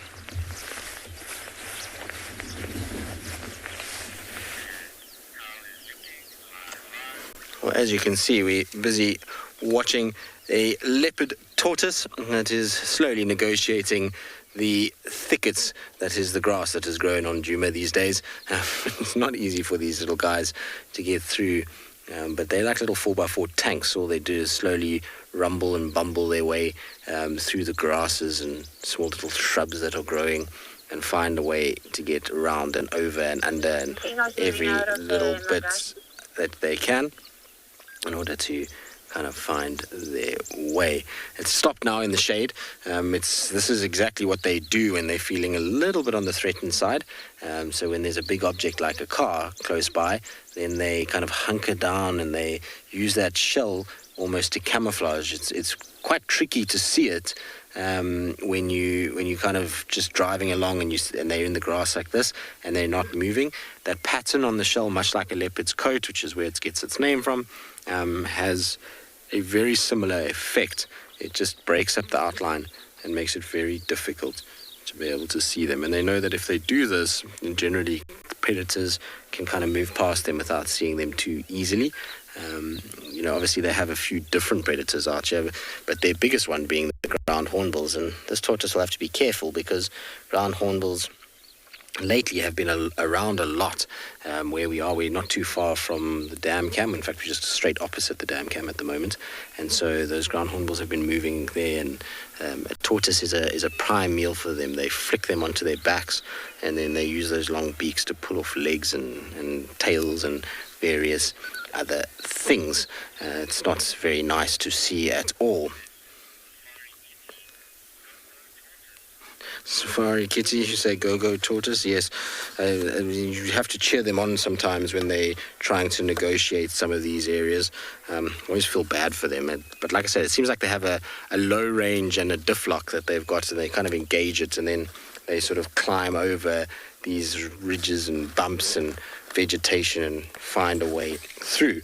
Now, a lot of the time we talk about male and female tortoises, and actually we generally say it's quite difficult to sex them, and there's a very good reason for that, because when they're walking around like this, if you don't pick them up, you can't really see under the bottom of the shell. And what you're looking for when you are trying to sex them is, because the underside of the plastron in a male will be concave, whereas a female will be flat. That's the easiest way, but there's a couple of other ways that one can sex a tortoise. So if your hand comes back to me here in the book, I'll be able to show you guys very, very quickly, because there's a few things that I wanted to show you. And the first thing is that to sex them, basically you've got a female on top here and a male at the bottom. And so the male in a tortoise will have a very long tail in comparison to the female. You see there, his kind of tail sticks out, whereas her tail is inside the kind of shell. It's very difficult to see it. So when you see a tail kind of going past the shell, you generally know male. And the other thing is that they've got gular horns. Now, gular horns are the front part of the plastron, and in the male, it's larger. So when you think of male tortoise, just remember longer tail, larger upturned gular horn, which is pretty typical of humans, is that men typically are taller and larger in terms of their frame, and that'll give you a good way to remember. And so that way you can actually sex tortoises without picking them up at all, which is always quite nice. The other thing I wanted to show you is their skeletal structure, or their skeletal structures, how I should say it. It is very, very unique. If you look here, this is a side-on cross-section of what you would see inside a tortoise. So this is their head, and then you see their skeleton bends in an S shape before the vertebrae are fused to the plastron, to the carapace. I don't know why I said plastron. To the carapace on top, and then it comes down to the tail. And you see the tail then bends in. Now, all of this is designed perfectly so that this tortoise is able to extend its neck out. So this is in its kind of scared position where the neck is sucked in. But when it is feeding and it's moving, this section here straightens out and pivots on that point there, and the head comes out and they're able to feed. The tail comes to the side and then it flicks out and will then extend in that way. So it gives you a really good idea of how their kind of body is shaped inside there and how they're able to extend and pull in their heads when it's time to kind of be safe. The legs as well will come in and kind of tuck in behind this area here. You can see it in this diagram on the left here, how the legs pull in and the bones kind of bend in towards the sort of shoulder blades that you see there. It's really kind of cool diagram to be able to see the structure that is internally present within tortoises. Very, very cool animals. I thoroughly enjoy leopard tortoises. Interestingly enough, they reckon that the heaviest leopard tortoise that they ever found, which I'm not sure if I ever believe these things, was 40 kilograms. But 40 kilograms is a huge, huge individual. It's not something that you would see all that often at all. All right, that's it for our leopard tortoise diagram. Our tortoise has also disappeared on us, so we're going to carry on. In the meantime, though, let's send you across to Dan, who's at Ngala. I wonder what he's on the search for now.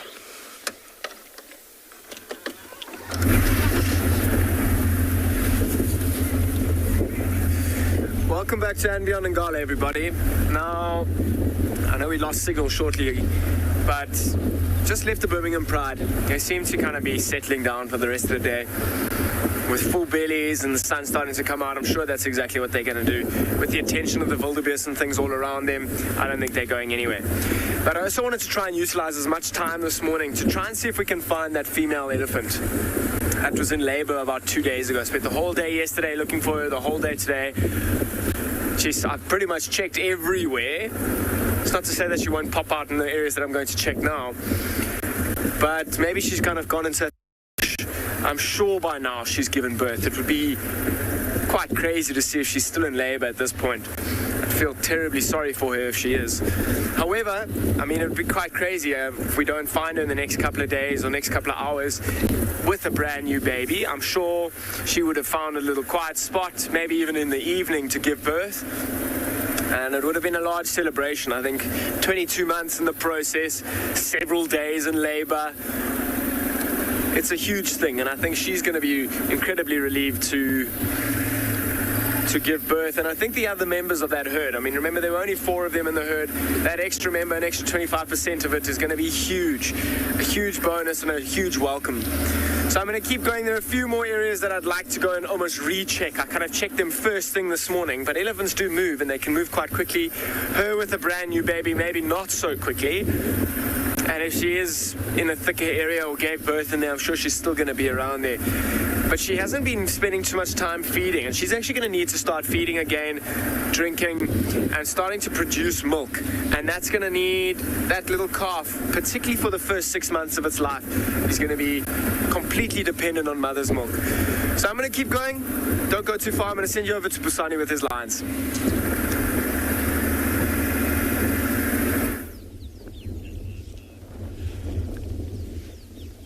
Have a look at this lioness. She's still looking down to the valley. I think she might be looking for a nice shady spot now. The sun, it's getting really hot, and you can just see the cubs are going to the nice shady spot into the valley where there's slightly bigger trees, and it's when they're going to spend the night, or where they're going to spend the day, sorry. And she's busy watching the cubs walking away, so she's gonna shortly follow them as well and go and lie down.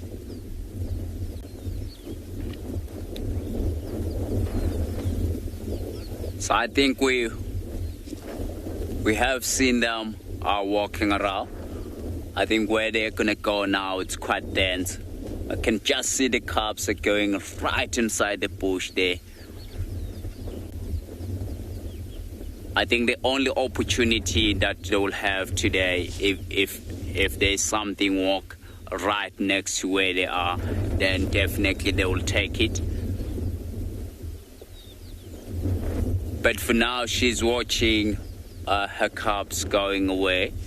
They're going right inside there. Can just see one now, and I think they find a nice spot away from the sun.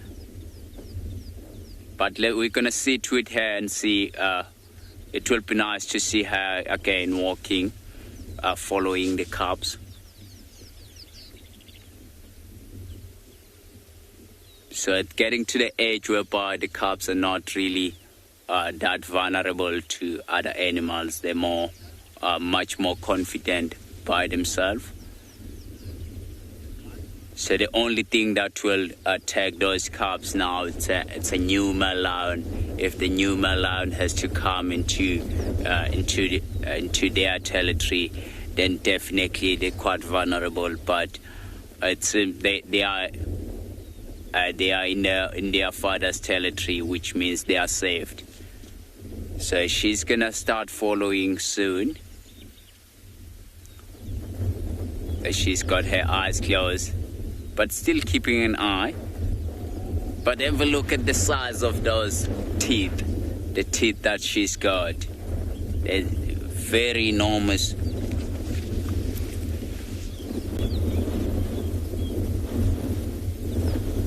And she's painting. It's because of the heat. Can you just see those yellow teeth?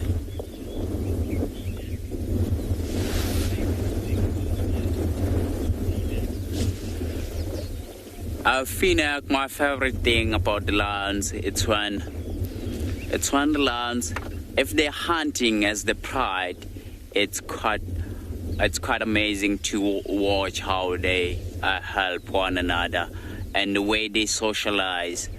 It's unbelievable. It's really unbelievable. I have seen them. I have seen many times lions hunting something, and they do become successful. But not all the time. If they spotted opportunity, it does become successful. But if you see this successful hunt, it's quite amazing. It's really amazing. And to get to see the lions walking around in the daytime like this. In some other places, you can't really see lions that are active in the daytime. Most of the lions in the daytime that you'll see, they will be sleeping.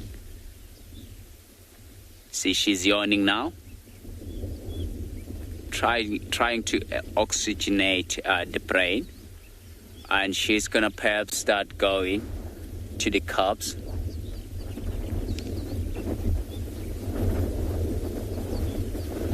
And it is quite windy. Another yawning. There we go. She's up. Have a look how skinny she is. She's definitely need something to eat.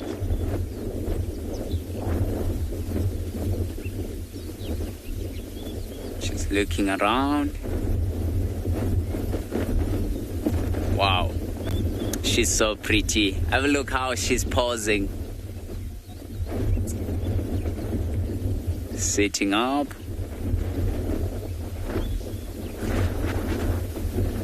So I have seen lions in a hottest day before, whereby they were all lying down and the warthog came right next to them, and they were up, and they changed the body language so quick as well, and they were interested on those warthogs. That shows you that if the opportunity presents itself, they'll definitely take it, because they don't really know when it's going to be the next meal for them.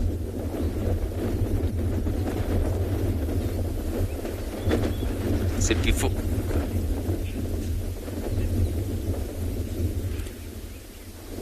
I think we're gonna leave this lion and try to find perhaps a more pride of lion that belongs to the same pride that we're watching now. I think we're gonna take you over to Tristan. He's got a leopard.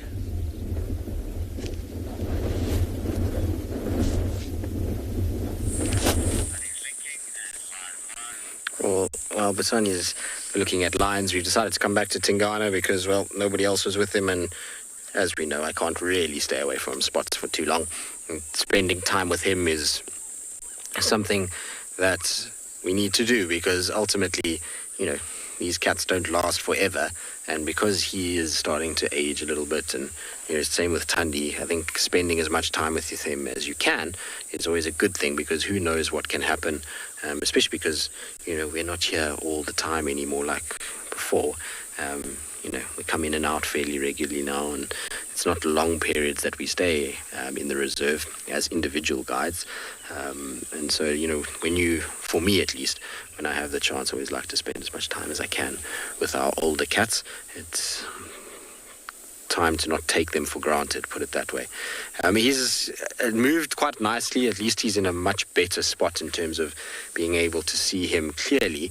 It seems as though he's maybe eaten a little bit more, and he's kind of just grooming himself. So that's why I think that he had a little bit of food. The previous vehicle that was here said to me that he looked like he was eating again. But he's kind of come down, and this will be a really great spot for him through the course of the day. He shouldn't have to worry too much about sun hitting him. He's not going to get hot down there. It's nice cool sand that he can lie against. He's got a bit of a bank that will shade him for most of the morning, and then these big trees that will keep providing shade into the afternoon. So he really has kind of got himself into a great little spot there, and it's good for us too, because the visual now is really a whole lot better than it was earlier in the day. As much as it was nice to see him through the sticks when he lay down flat, it was quite tricky to see him, whereas now, as you can see, he's kind of lying out in the open for us, which is really good. He hasn't hoisted the carcass, so even if he has fed, it's still down on the ground. I don't know how much of it is left. It was quite a large lamb in many respects. Like I was saying earlier, I think it was one of the first lambs to have kind of been born in sort of that age category when we started to see the first ones.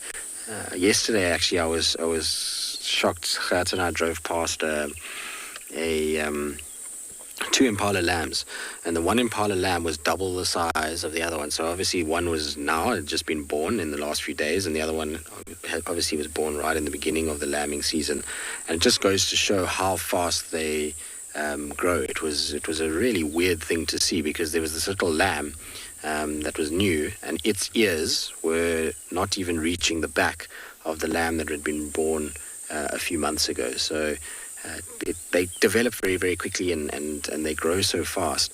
It's fascinating to watch how quick that development has to be in order to avoid being preyed upon by the likes of leopards like this. And as much as it's great that Tingana's got a kill, part of me feels sad about it, because when I left him just now to go find the dogs, their mother was on top of the clearing on quarantine, running up and down, shouting, alarm calling, trying to obviously find the little one, which is always a devastating thing to witness when you see that. Always got to appreciate the fact that as much as the leopards have to eat, there's also a loss of life that's taken place. And while it's nature and these things happen, I think it's always good just to acknowledge the fact that an animal has lost its life at some point in that, and that it's not always this exciting, amazing thing. It's also, there's a point there that kind of feels a little bit, there's a note of sadness, let's put it that way, when any animal dies, whether it be, a leopard or an impala. Always got to keep that into perspective. As much as we glorify certain animals out here, human nature is to make certain animals feel that much more important. Everything out here is important. And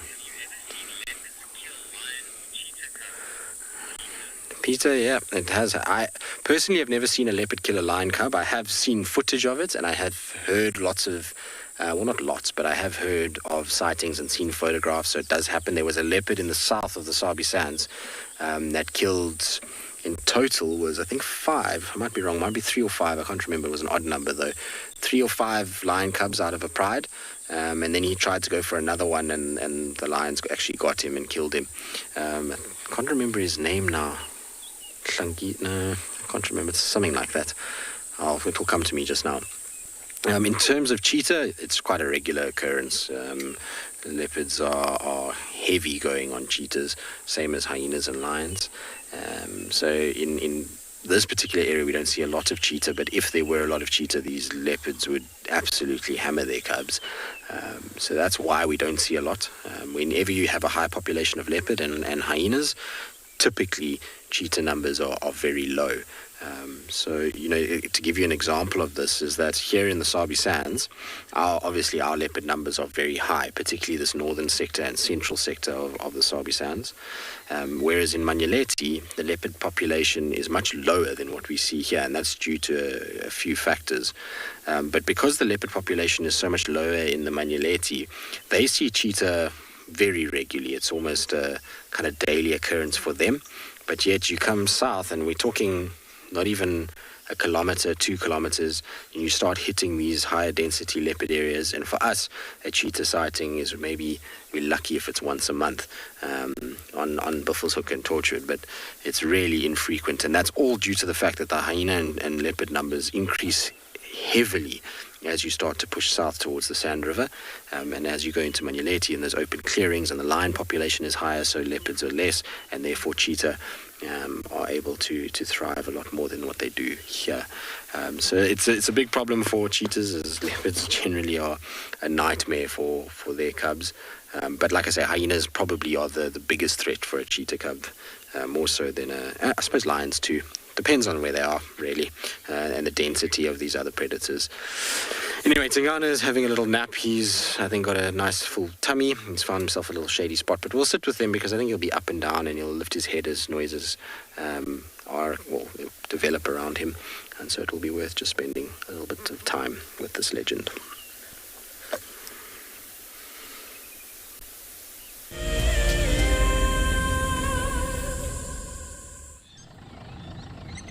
My favorite animal is a leopard, purely because I just think they are just the epitome of feline grace and power, and the way they can move about in any environment and remain hidden until they want to be seen, I just find incredibly intoxicating, and they're amazingly beautiful.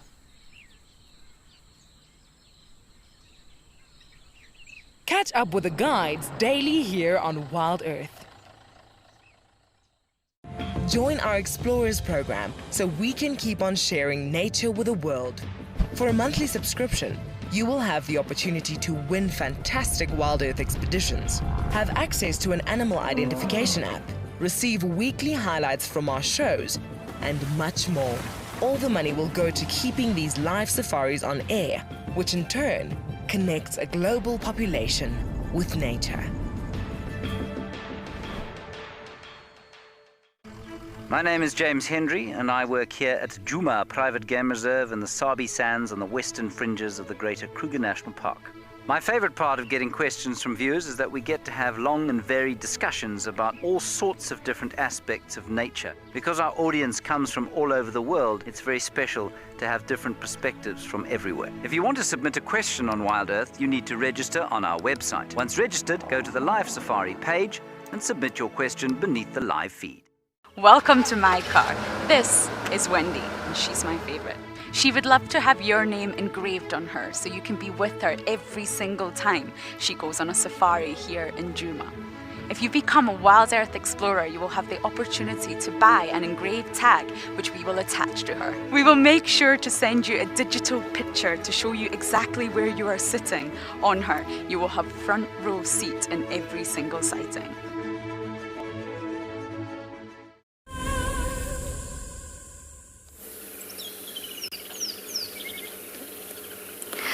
We have a little mongoose.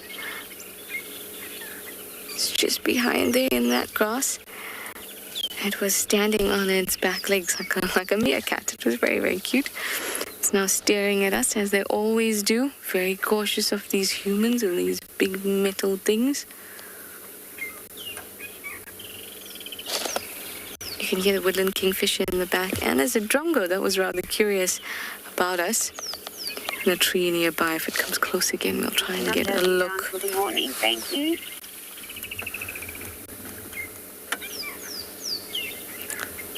Oh. Are you trying to get a better look? This is very cool. We don't often see them climbing.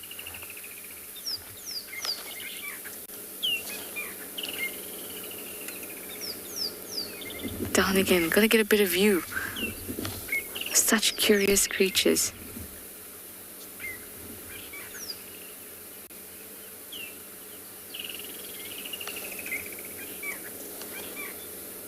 I can hear the rest of the business around. Like the high-pitched squeals over here. But I can't see them. Oh, there comes another. Let's just let the others know. Yeah, it's safe. They're all right.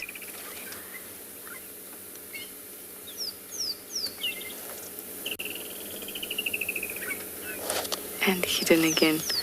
We're just going to watch for a little bit because they'll often come streaming out if you just stay still for a bit.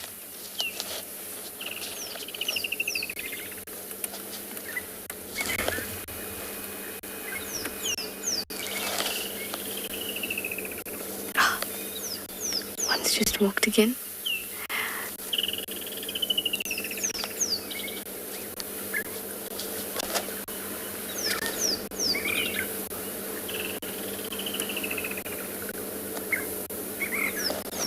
All the birds that the mongoose want to be associated with are around at the moment. I see hornbills. I can hear the drongo and see the drongo. Both are birds that hang around with the mongoose as they go around foraging.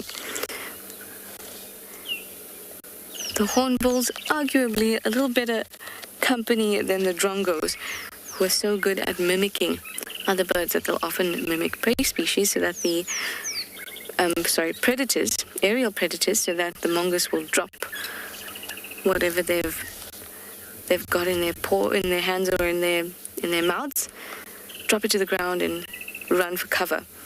And then the drongos go and swoop it, pick it up, giving a bit of false alarm. They do that often.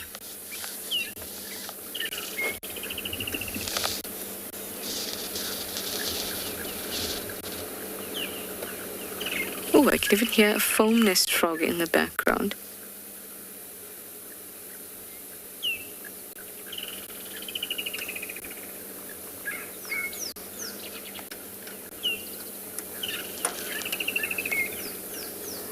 Mongoose have decided to abandon us, I think. Maybe they didn't think we were as nice as I did.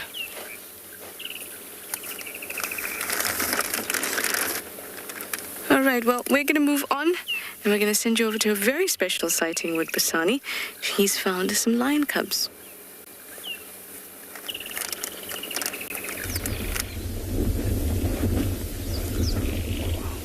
So we have found a mother lioness with 2 calves. So have a look at this calf close to us. It's busy feeding what we thought it's a baby warthog.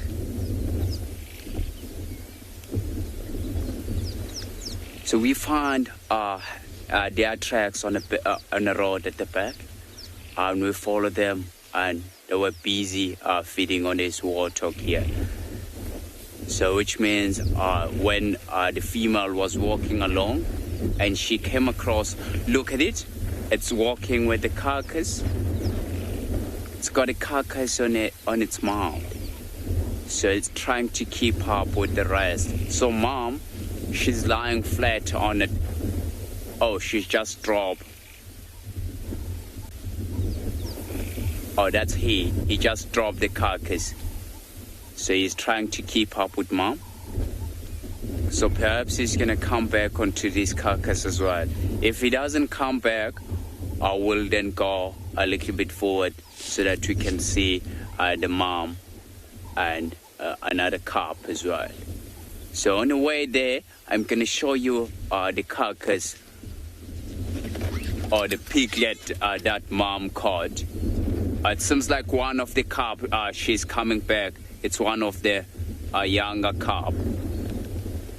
I think that's a female calf that's coming back now. So earlier on, the male calf was feeding on this carcass, and because the female calf walked away, and he was a little bit scared to be around the carcass by himself. But he did think about taking the carcass with him. Yeah, the grass is too long around here. Let's see whether she's gonna pick up. You see the tiny little head? That was the head of a tiny little warthog. What? That's unbelievable. I think Download was asking me earlier on that these lions they're not always successful with warthogs. Have a look now. I just got the warthogs. If Download is still looking, is still watching us, they've got a warthog. So this is still the same pride. It's belong to the same pride of lion that we were watching earlier on. So now the only a member of this pride that's missing. It's only one female. So we think that she's pregnant. She might be denning somewhere. See that female calf is carrying that warthog head.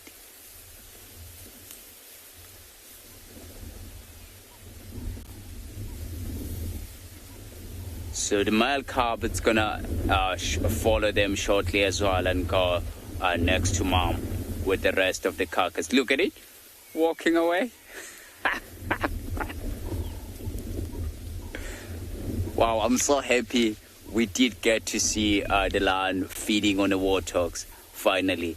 Because of the long grass here, it's much easier for them to catch the warthog than catching the bigger prey species, mostly in the daytime. So the bigger prey species, they will be focusing more onto them at night time. So now, because it's a nice and cool day, and that is why we did get to see them moving around and quite active. I think we're going to go a little bit forward and try to see what they're doing there on a nice shady spot. It does look like around where they are, the grass is a little bit shorter. And let's do that so long.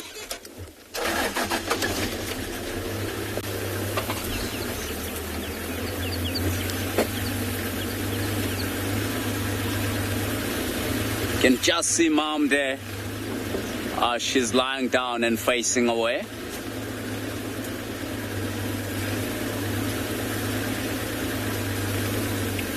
Gonna try to find a nice gap.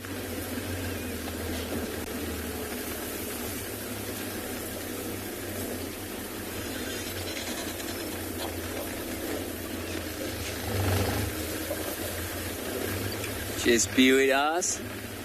Yo, she's watching us as we drive along. So I think what I'm going to do, I'm going to take us right around so that we can see their faces.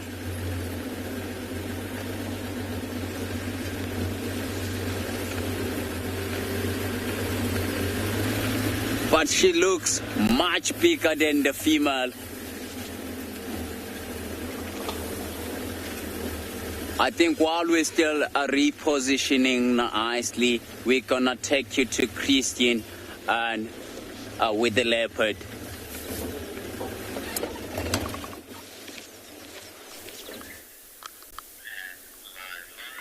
Well, BUSANI gets a better position for the lions. Tingana's trying to get a better position for himself, and it's because he made me laugh, this cat. There was a fork-tailed drongo in Franklin that went towards his kill, and he got very upset about this. He was not a happy chap at all, and he ended up chasing them away and growling at them. Of course, the birds just flew away, and he got no price on them whatsoever in terms of actually getting near them. But he was hissing and growling and going crazy, and he kind of went and lay up on top, and then he flopped down and realized that was in the sun, so that wasn't comfortable, and now he's repositioned again and has found himself behind a horrible thicket. But I'm going to just move us, because we should be able to get a better view. If I move us slightly, we'll be able to see a little bit more clearly if I just poke my nose in a little bit towards where he is and just straighten out the car. If we straighten out, we should get a much better view. I've got to be a bit careful because it kind of drops off a little bit here, and I don't want to get stuck, but that should be a little bit better, is it? Not sure. I mean, for me, it's a little bit better. I can see him. There he is to the right. So that's him there. I just have to use our hand back. He's kind of in between the tambuetis, which is a nice place for a leopard to lie, but there's still quite a bit of sun on his paws and towards his face, and which might irritate him a little bit, and he might lie somewhere else. I think what happened was because he was lying down below, he couldn't see what was happening on top, and that's why he was not happy about lying down there. At least where he is now, he's able to look out over his kill, make sure that he doesn't lose it to anybody, whether it be birds or hyenas or anything else, really. He's got a much better field of view from where he's sitting right now. Unfortunately, though, it's just not as nice in terms of shade and comfort. What he should do is just put his tree in a kill. I mean, his tree in a kill? No, you can't put a tree in a kill. Put his kill in a tree. There we go. If he does that, then he can rest a lot easier. He really don't have to worry nearly as much. And there's a beautiful big jackalberry that would be perfect for it and would be a lot more comfortable for him to feed on. But he, for some reason, just doesn't feel like it right now. And I suppose given that he's exerted himself already this morning and made a kill and gone up a tree and come down a tree and eaten. Maybe he just doesn't feel like it right now. And he knows that at this time of the day, though, things should be a lot better in terms of keeping his food. He shouldn't have to worry too much about hyenas at this point of the morning.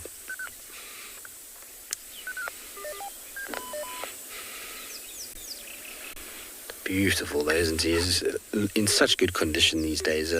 It's so weird to see him kind of like this after, and think that of where he came from at one point. You know, it's when we saw him at that time when he was ill, it really was as though he was on his last legs. And to see that recovery since then, and he's just going from strength to strength. Every time I see him, he's just looking better and better. It's like he's kind of refound himself in many respects. He's scent marking, he's moving, he's got a big full tummy most times we see him.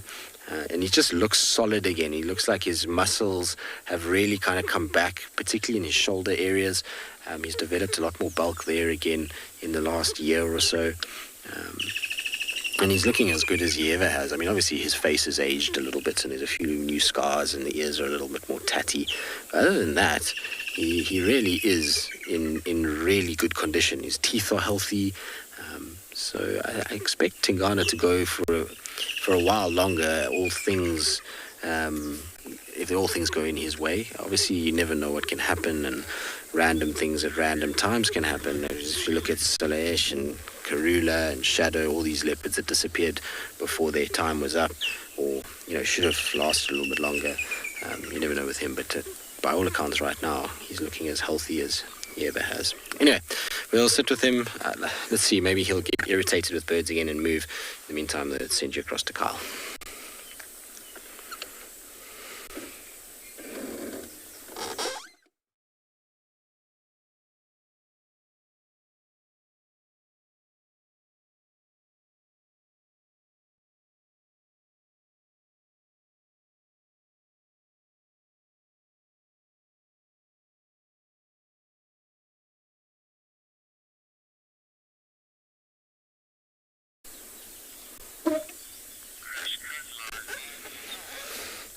Unfortunately, it seems like Swalu's got a few issues this morning, and so you're back with us. Tingana is still kind of sleeping. Oh, he's just flopped his head back down, and he is now back up again. Tingy, what's wrong, boy? Are you not happy there? I think the sun is on him. It's difficult to see it from this angle, but there's a little light patch of ground. You see on the right side of the frame there, you can see that there's a little shine. And so when he flopped his head down, I wonder if there wasn't just light hitting his eyes and he thought, no, I don't really want to sit there. We might find that he'll just reposition again slightly. Even if he turns around, it will be better. Or if he just comes towards us, there's like a little pathway going through the tambutis that is nice and shady that he can lie on and still be able to see up towards his kill without worrying too much about the kind of light and the heat. Although it's cooled down quite nicely. It was actually hotter about an hour ago than it is now. There's a few clouds that have come in and there's a nice little breeze that's blowing. So it's the perfect conditions for him just to rest, given the time of year that we're in. All right, well, like I say, we'll continue to sit with Tingy. Hopefully he's going to move a little bit from where he is so we get a slightly better view. In the meantime, though, off to Busani with his lines.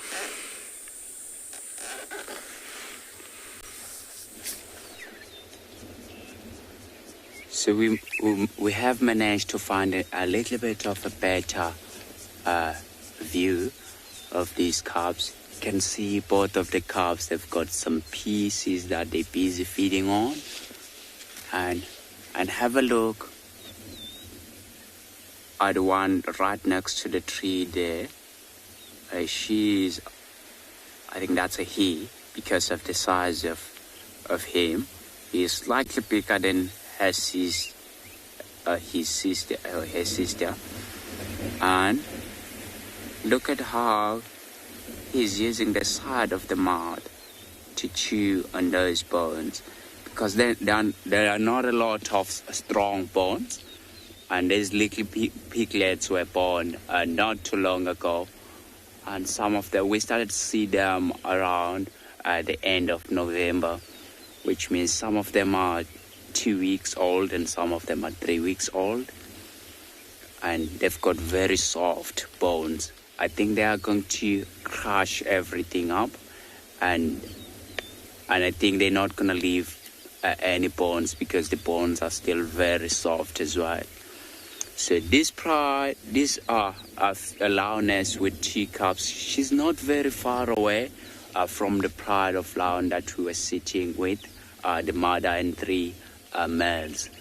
So I think the reason why the rest of the pride didn't hear her while she was busy killing this warthog, it's because it's a very small warthog, so it didn't make a lot of noise. And if she did caught a fully grown warthog, it was going to make a lot of noise, and perhaps it will attract the other lions that we saw. And they were going to fight a little bit because she's not going to allow those habitat male to feed. She wants to feed her calves first, so that she knows that the more she feeding her babies, it's when they are going to grow much quicker as well. But she's quite happy. You can just see she's got her eyes closed. Was just saying earlier on, you remember seeing that other lioness, and with this one, I think this one, she's much bigger than the one we saw, and they are sisters. So they were born at the same time. They are in a similar age as well. But which means this sister, she's got a much bigger genes, I would say. And it seems like she's quite happy here. It's in a nice shady spot. And the cubs are still feeding, enjoying that meal. I think the reason why they're not together with the other ones, it's because these cubs are still, they're still very young.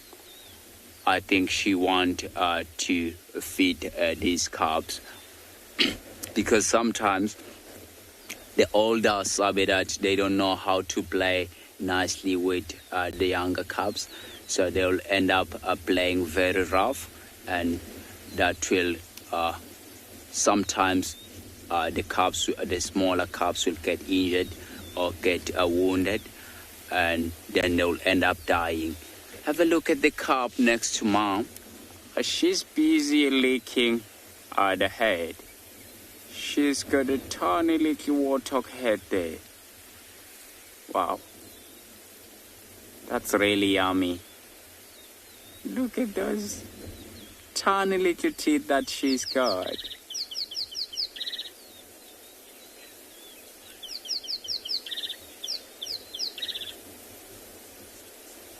Woodstock, I think, Isa and the sense of smell, it's amazing. For the lions, Isa and the sense of smell, it's really amazing. So, but then it's much better for them. I think Isa, it's much better because if they're watching something that's downwind, obviously they can't smell it, but they do see it. So if it's upwind where they can't really see, and they use a lot of sense of smell, but they do rely a lot on a sense of hearing as well. So if they hear some movement, and they will focus into the direction where they hear the movement. Wow. But have a look on her back, on a big female on her back. She's got some flies on her. So there's a lot of flies in this area. You can just see this.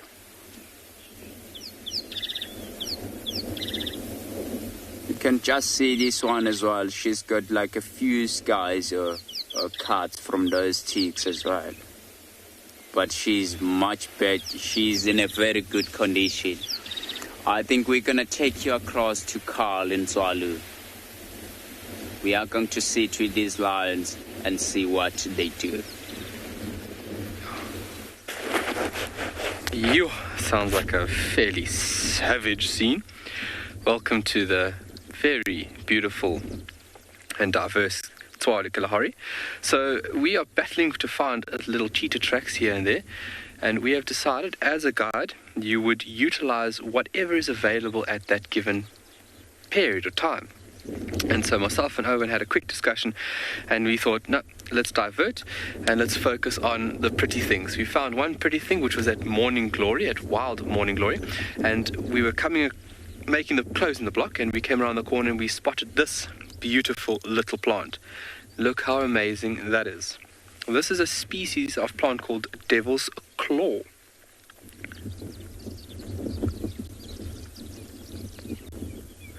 And a very beautiful species, and very, very important when it comes to medicinal properties, and as well as commercial. It's commercially used to make various medicines, but those properties that it has with inside the root makes it highly sought after. And if you think about how animals are exploited, plants are by far utilized and overexploited a lot more. They are poached and they are transported out this country at a volatile rate and amount. And especially this one, because if you look at this plant, it has so many medical properties, from treating intestinal disorders to gout, gallbladder, kidneys, diabetes, what else would it be? Liver ulcers. It would be help you for fevers, blood pressure, gallstones. It just has so many good attributes to it that it is highly sought after. So areas that we are in now at the moment that are truly protected, this is where we stand against obviously poaching and utilizing plants like this. So it is used commercially, and obviously in a commercial sense it would be used in a sustainable manner. They would grow obviously it in a sustainable way to produce medicines, but traditionally, it should still be used. You have the right, being in South Africa, to use a plant such as this, but poaching, it is poached at a volatile rate. And it's because of all those ailments that it can solve or help you out with. But very, very beautiful. I mean, look at that amazing flower right there. A lot of ants would be doing the job here of pollinating, and hence the name Devil's Claw. So now that we've seen this beautiful flower, in the next couple of weeks we're going to take a look when it seeds. And if you think about seed dispersal is a very important process which needs to happen, and plants have come up with very ingenious ways of dispersing one's seeds. It might be via sticky substances that adhere to animals. It might be hooks, it might be wings that utilize wind, but this beautiful plant, hence the name Devil's Claw, when the seed is ready, it'll have a seed pod that is this shape of somewhat like I'm showing you right over here. And that shape has got tiny little hooks on these finger-like appendages that literally looks like a devil's claw. And that is enabling the seed to sit on the ground, and when an animal walks, the animal will walk, especially a hooved ungulate would walk, and those claws would basically cling onto that hoof, and from there seed dispersal will happen. But then also, if you think about the weight of the animal will eventually start breaking down that seed pod, which will be pretty hardy to withstand a lot of wear and tear. And from that, seed dispersal will happen. But really, really ingenious way of ensuring that you go from here and you send your seeds somewhere else. Really beautiful, beautiful plant. And they are in full bloom at the moment. I think Owen did focus on one a bit further behind us over here. Also very beautiful. I mean, look at that color, how rich. It's almost like a dark pink. And they are everywhere at the moment. And something that has a very high valued status across the board. I'm sure that my colleagues across the other side of the country would have shown you an impala lily, also something that's heavily poached and highly sought after. But we're going to continue looking for some more beautiful little plants, but we're going to send you over to TRISHALA, where she's at a watering hole.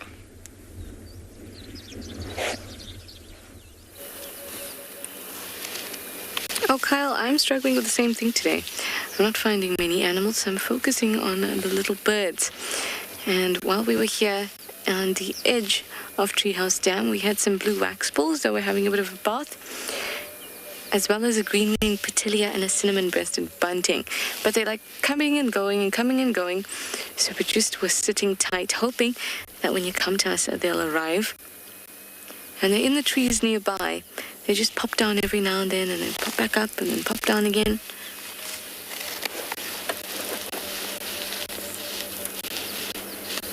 They're not here at the moment, but we do have the usual suspects. Egyptian geese and a blacksmith lapwings.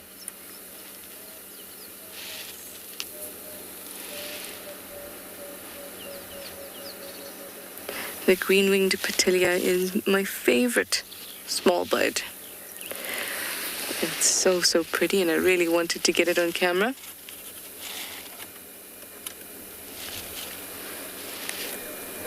And they're so quick that before you know it, they're gone. So that's why you just got to stake out the shallowest part of the dam. Just sit there for a little bit, especially in this hot sun. It's really hot now. And that's when birds will come and have a drink and bathe.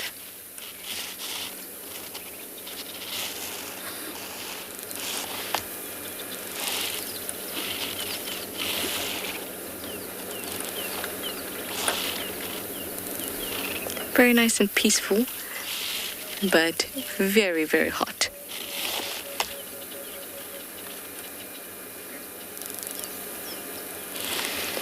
My birds are being unreliable.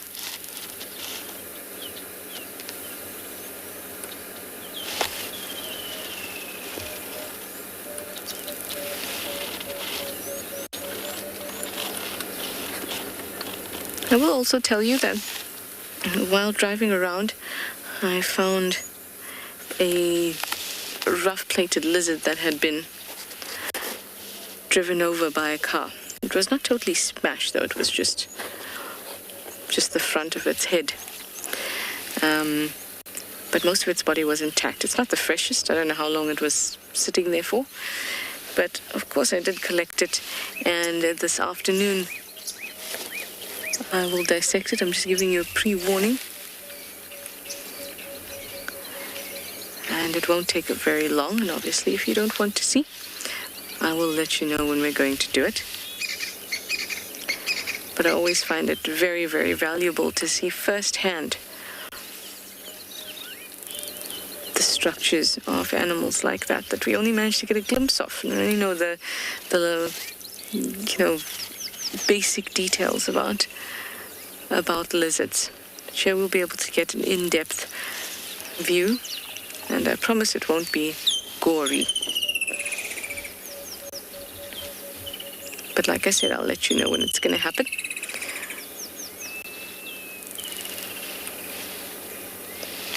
But I will have to do it this afternoon because otherwise it's not going to be very pleasant.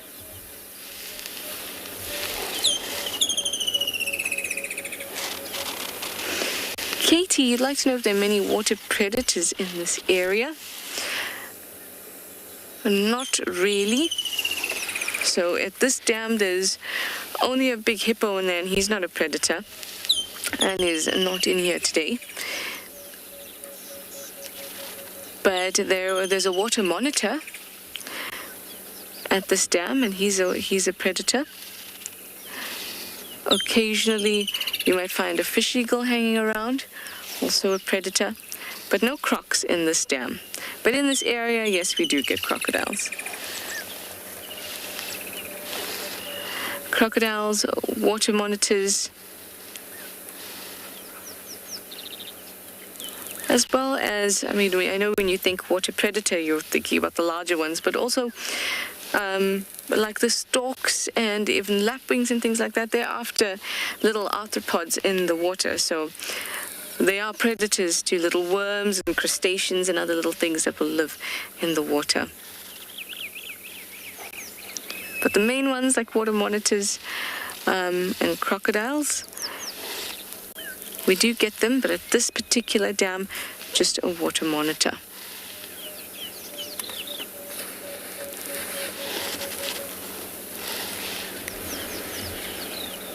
Oh, my Petilia did not play ball with me this morning. But that's okay, I might sit here for a bit and hopefully it'll come down.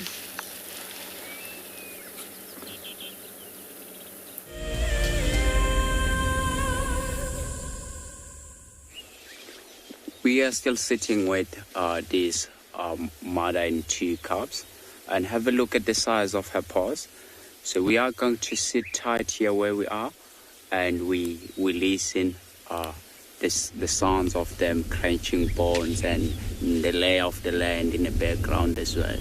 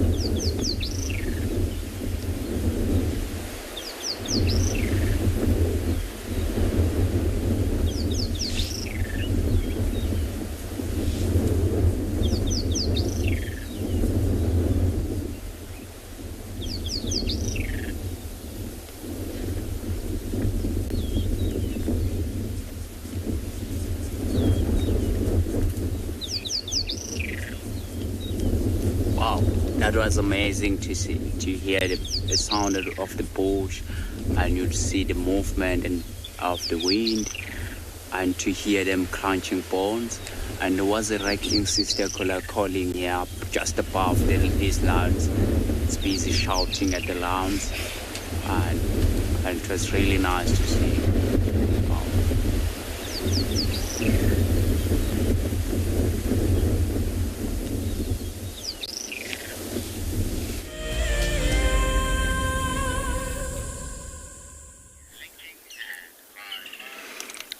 As you can see, we're just sitting kind of enjoying Tingana's company. That is very hidden in there.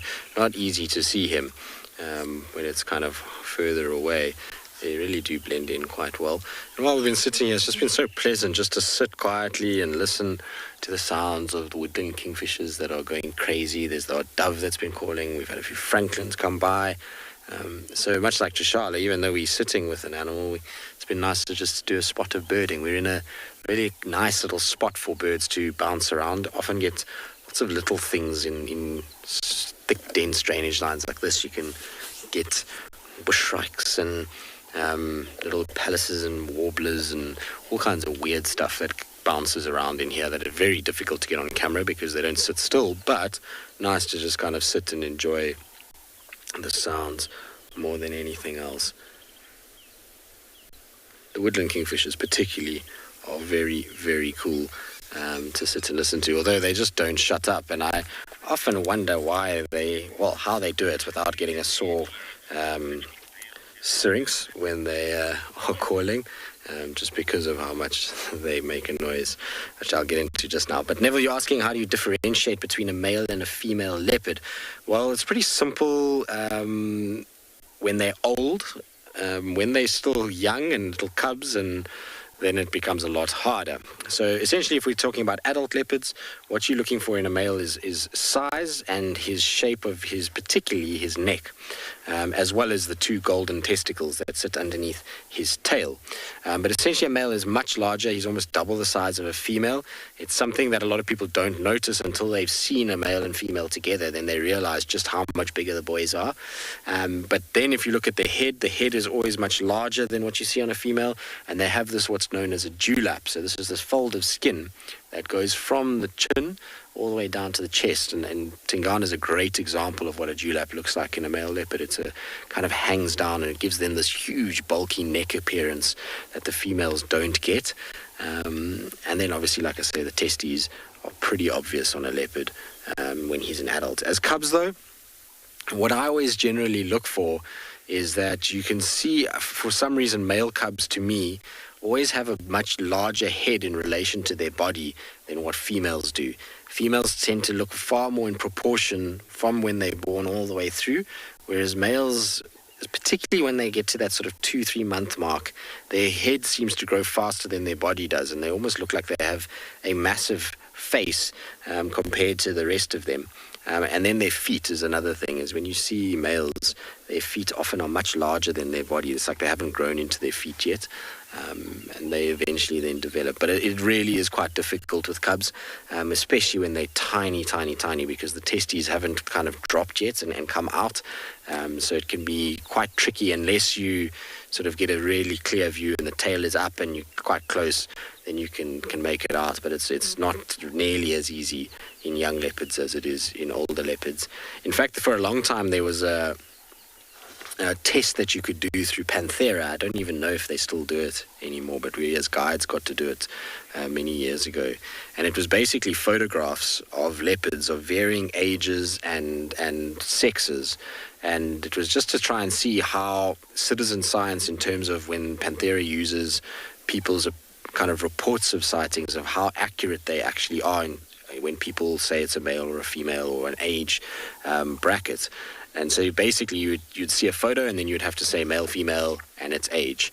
And it was incredible to see how few people could particularly age leopards correctly, and how many, and we're talking guides, got the sexes wrong in the sub-adult leopards. A lot of people misidentified that. So it was a really cool test. I wish I could get hold of it again, because it would be such a cool thing to do and fun for, I'm sure, a lot of you that are very interested in particularly the leopards to do.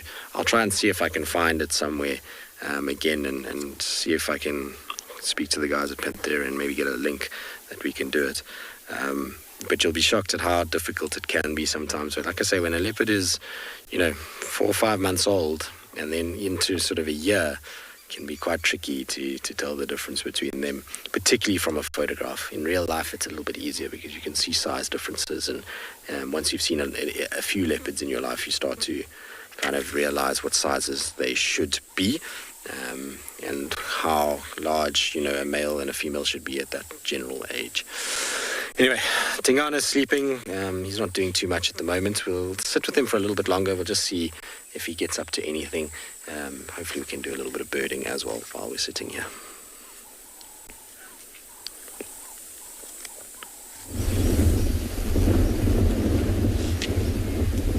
Wow. It sounds like the carp in the mix. You have a look. It's busy grooming itself. So it is finished feeding now. It's busy cleaning itself around and trying to lick that blood from its paw. But he's watching the sister feeding on the rest of the carcass. I think whatever he was feeding on, he has finished the whole thing now. So he's thinking about going to a fight with the sister there to try to steal the rest of what she's got. As I said earlier on, that they're not gonna leave anything. They're gonna finish everything, because that warthog that they caught, it was still a baby one. It was one of the piglets. Look at it.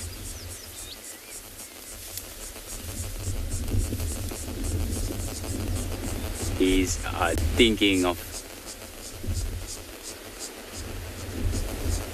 fighting with the sister there and try to steal the rest of the carcass. Just pretending that he's not gonna do anything. Lying next to her. I think the reason why there's not a lot of growling and fighting, it's because of there's only 2 cubs. And the female, she doesn't seem like she's got blood on her face, so which means she did let the cubs to feed. And perhaps then later on, if the sun's starting to get much cooler, she'll then start moving around and try to find more opportunity to hunt. So she's not very far away from the water hole, so good chances the warthogs are gonna come down to drink.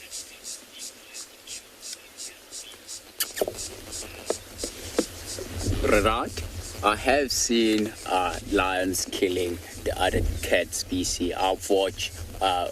It was a pride of 10 lions. I was following the cheetah and 4 cubs behind, and she walked straight where they left the lions, and the lions did. They went for the cheetah cubs, and they caught 3 cheetah cubs, and they brought them right next to the car. It was really painful to see. It was horrible.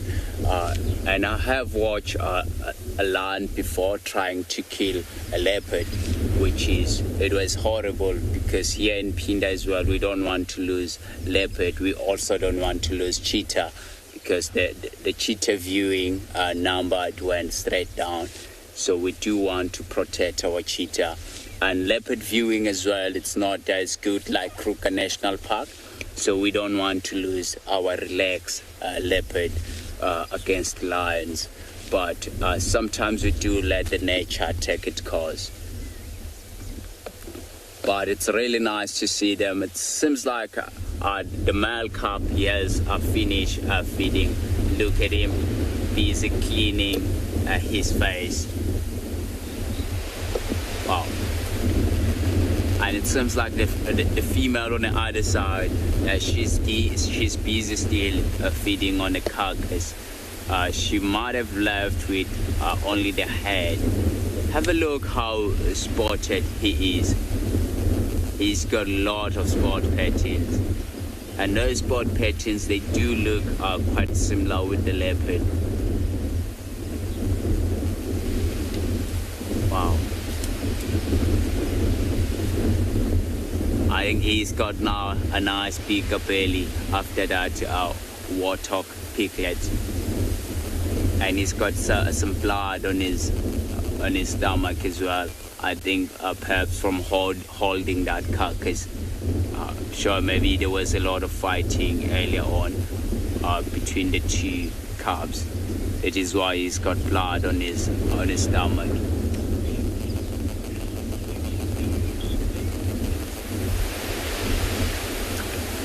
Timber, the spot patterns of the cubs, they do show off for quite some time. Have a look, Timber, on the female as well. You can just see the spot pattern on her back legs.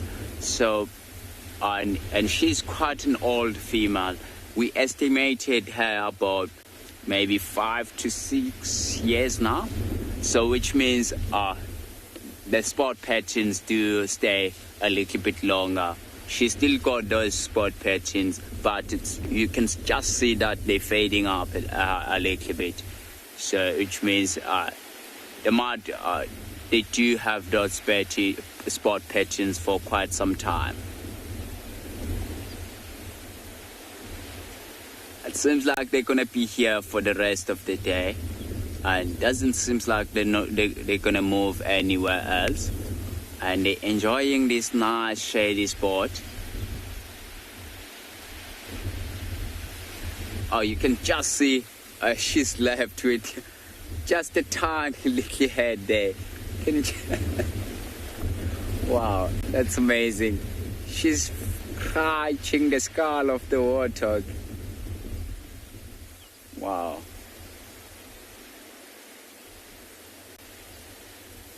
And there's not a lot of meat there, but it seems like she's not.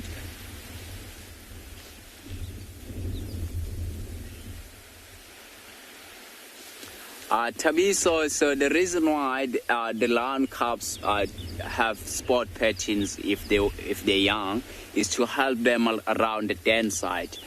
If the mom, she's left them in a den site and she went hunting, and it's helped them to camouflage with the color of the grass and the color of the fallen leaves in the area where they are, because they're quite vulnerable if they're still very young.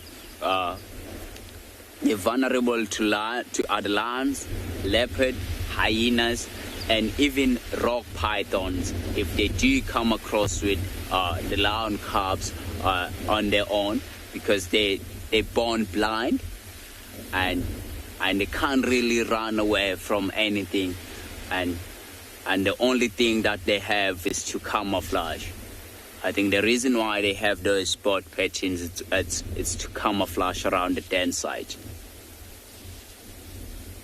But these cubs, I think they're between 7 and 8 months now.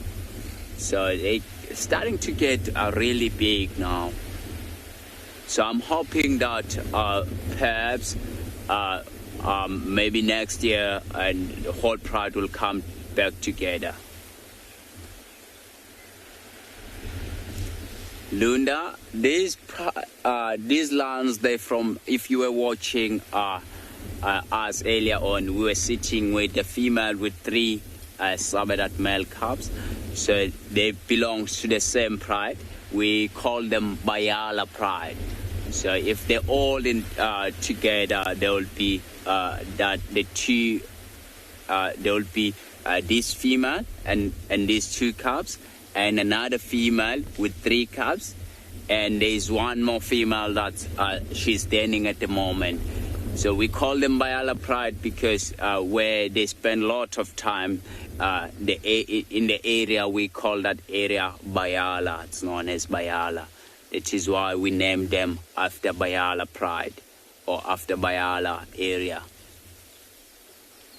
And now they're just outside from their territory, but they're quite happy here around because there's no other pride of lions that do bother with them so close by. And there's another pride of lions that spend a lot of time up in the mountains, which is going to be behind us. There's a big mountain range behind us. So normally they're hanging up on the mountains. Oh, look at that. Look at the size of his paws. Wow, that's amazing. He's going away from the rest. I'm sure maybe you want to go to the bathroom, and he's gonna come back shortly as well. So if the female do see that the male cub is going away, she's gonna start calling him back. Even she will sometimes try to follow him. Just lost him. He's gone to the longer grass. See the little sister. She's also following.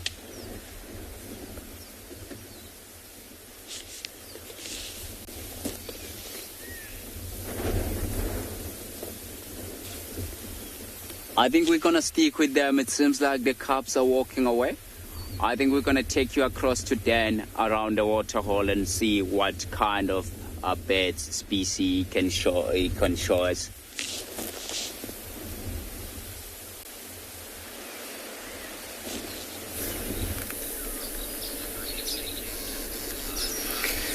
Welcome back to And Beyond Ngala, everybody. Now, I've spent the entire morning pretty much looking for this elephant cow that was in labor a few days ago, and we haven't come right yet this morning, so I've just come to a watering hole, decided to do a bit of birding. Even that seems to be a bit quiet this morning. There's a few southern-masked weavers there, one you can see there, male. They're busy constructing their nests around.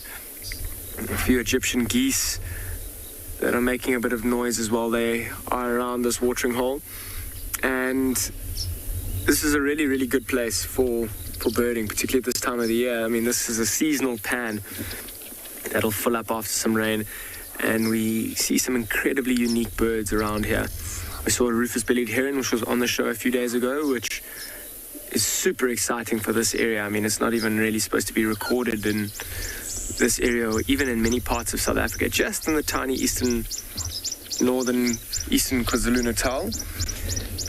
Then a green sandpiper a few days. Look at all the little goslings from those geese, Egyptian geese. I wonder if the presence of those geese haven't actually chased our rufous-bellied heron, maybe into a thicker patch. Dwarf bittern, we also saw the other day, might be hiding in a few of these bushes. Egyptian geese can be quite bullish. I mean, walking around, they've got those chicks which they're trying to protect. They're incredibly good parents, but because of it, often they can push other birds out of watering holes that we'd like to look at. I mean, once we're sitting here as well, it's amazing to just listen to the birds that are calling around. I haven't seen many signs of elephants around this eastern part of the reserve where we've been hanging out this morning. Unfortunately, I'm sure that female has given birth in a thicker area and maybe even just trying to keep her little one hidden. Quite a beautiful little pan system, this. I mean, buffaloes and elephants would use this during the heat of the day, all sorts of other animals as well.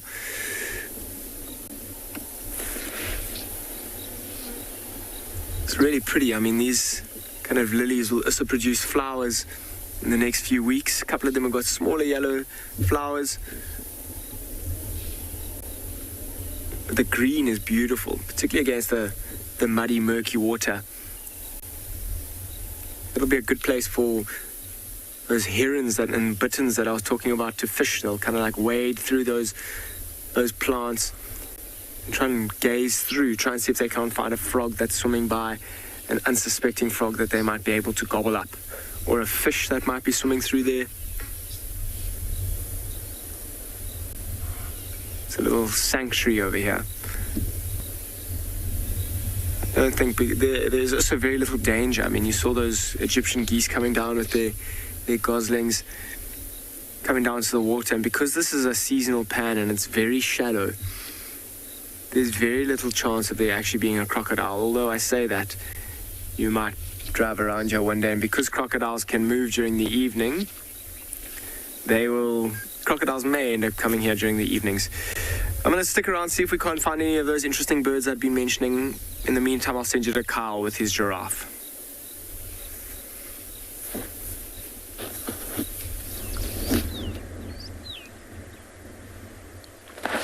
Well, good luck, Dan. We are just enjoying the lovely scene. These giraffe busy meandering and browsing. Can never get tired of looking at giraffe. This big bull feeding on the very top parts of this little camel thorn.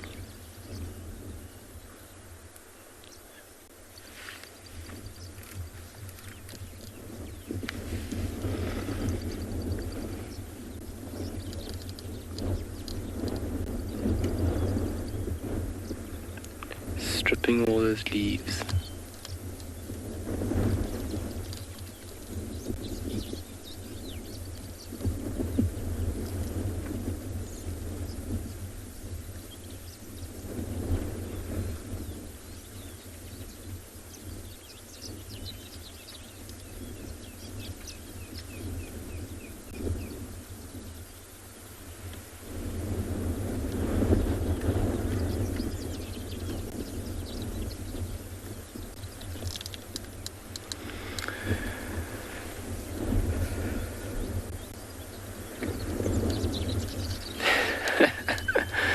Jen, how does a giraffe scratch and itch?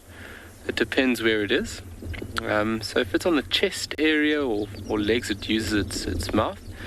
But if it's somewhere along the back or the rump or the high parts of the neck, I've seen giraffe a few times actually go into a bush, literally get stuck into a bush, and they rock themselves backwards and forwards to obviously get to that itchy spot. Or they use branches or parts of logs or parts of broken stems that come off trees. They find that spot and they'll rub on that spot of where that itch is. So using vegetation, that's definitely the way in which they will deal with an itchy spot. Nice big back scratcher. But it's very comical. I've seen giraffe have itchy parts in between the legs and put a bush in between the legs and they rock backwards and forwards, almost like a horse. It's very comical sometimes watching them trying to deal with that itchy spot. But yeah, it's got to be hard sometimes.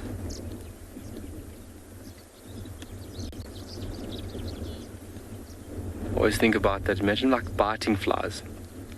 They have no way of deterring the biting flies, and you know, they have their tail, but that's not a huge deterrent. But I couldn't imagine these little things sitting on me and just biting away, and there's nothing I could do about it. It's got to be very frustrating sometimes. A beautiful bull.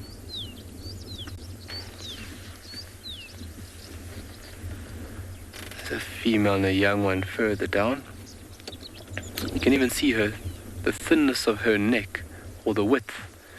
Her neck is a lot more dainty in comparison to this individual that's closer to us.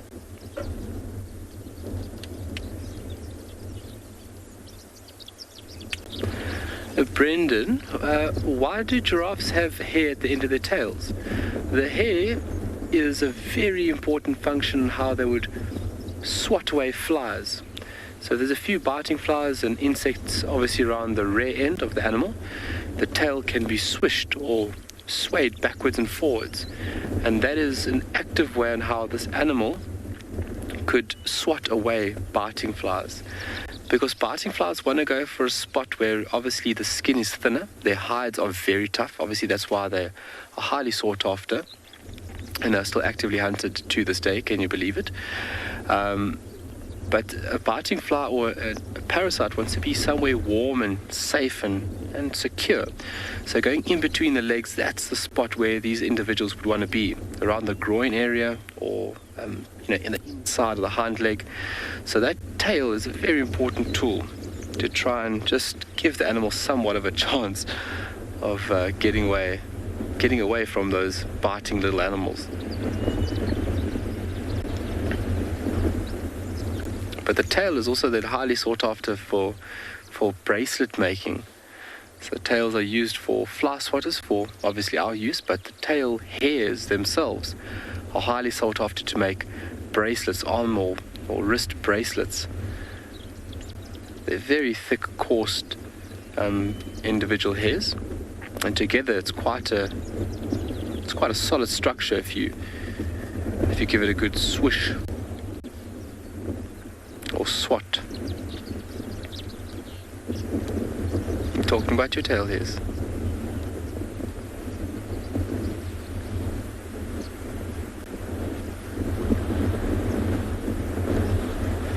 The cloud formation are slowly starting to break up, and we've got some sun.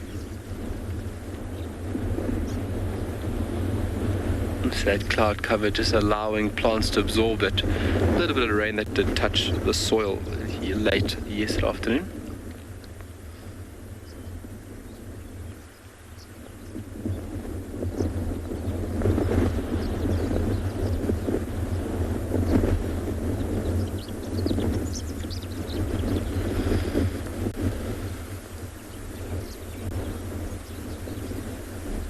And you can see from which way the wind is blowing if you look at the trees or the eland's bean. These animals are actually feeding upwind. So if you're feeding upwind, the tree up ahead of you doesn't actually know that you're coming. There's no notification. So no early warning system, so they obviously increase those tannin levels. You see most browsers, they will move upwind, because once browsed upon, that tree will release a chemical that is taken downwind, and once that chemical is received by another tree, that tree is almost has an early warning notification that something in the area is gonna come nibble on you. So you would start increasing your chemical defense. We're gonna send you over for some lion action.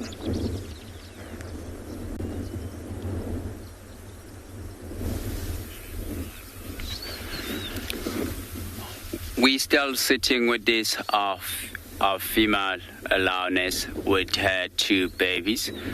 So she's earlier on she was smiling something from far away. So perhaps she's got a scent of another prey species that she may want to go for.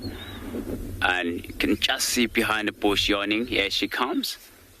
You don't really expect to see lions in this heat of the day moving around. Look like she just lied down inside that bush over there. So I think what are we going to do? We're going to loop around and try to see her face. I think she wanted to follow something, and now because of it's really hot. It's a hot day, and she found a nice shady spot. And now she's gonna lie down and even perhaps start following whatever she smelled at the distance.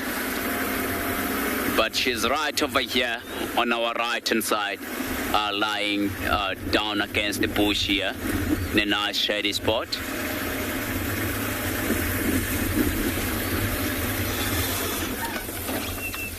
Wow. And have a look at the size of her head.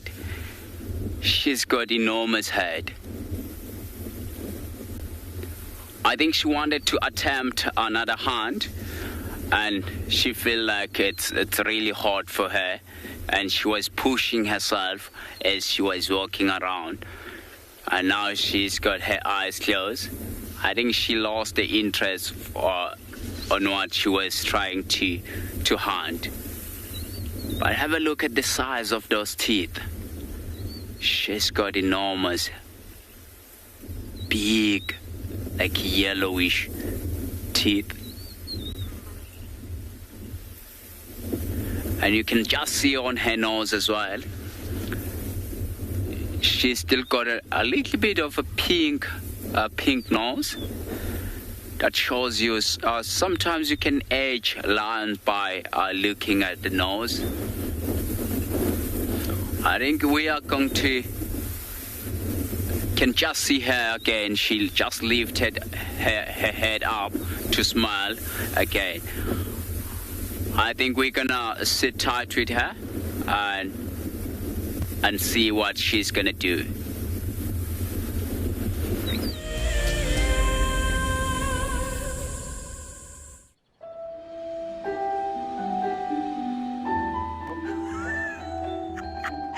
It just pretended to be dead. Oh, that was amazing.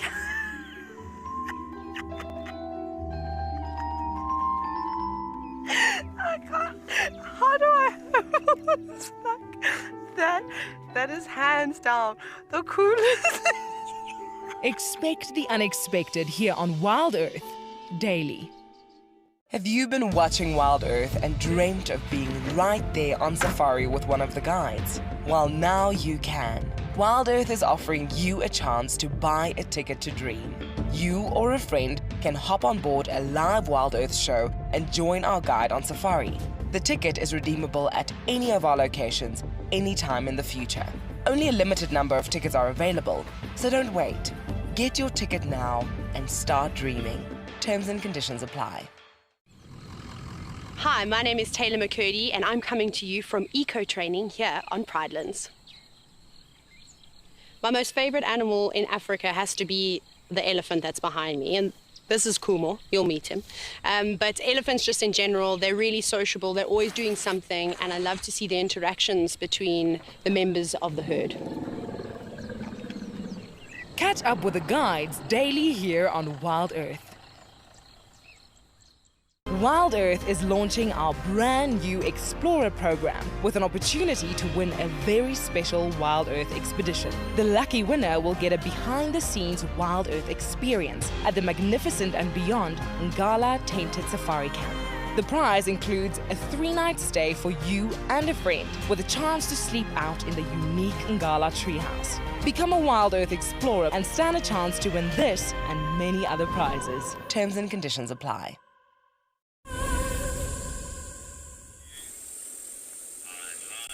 Well, as you can see, Tingana has repositioned again and has found himself a very nice spot now, which is deep in a Tamboti thicket, where it's nice and shady.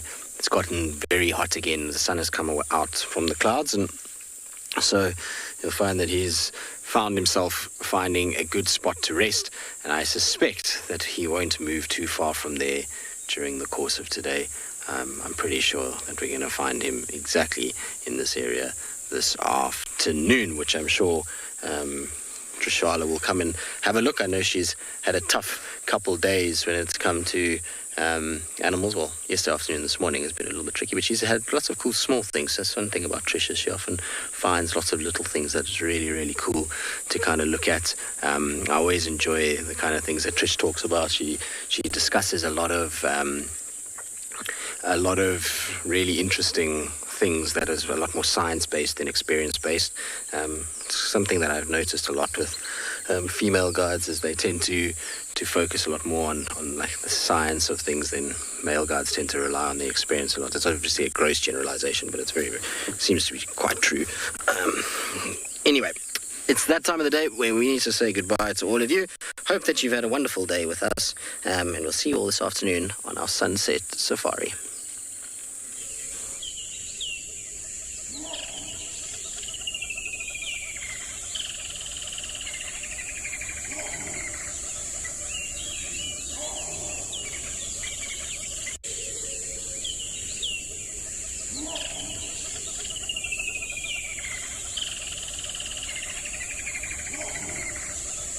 Safari and may include animal kills and carcasses.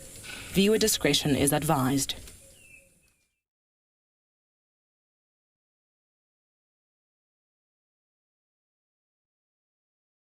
Wild Earth. What we have here for you this afternoon is a very full lioness that's breathing very quickly. Plans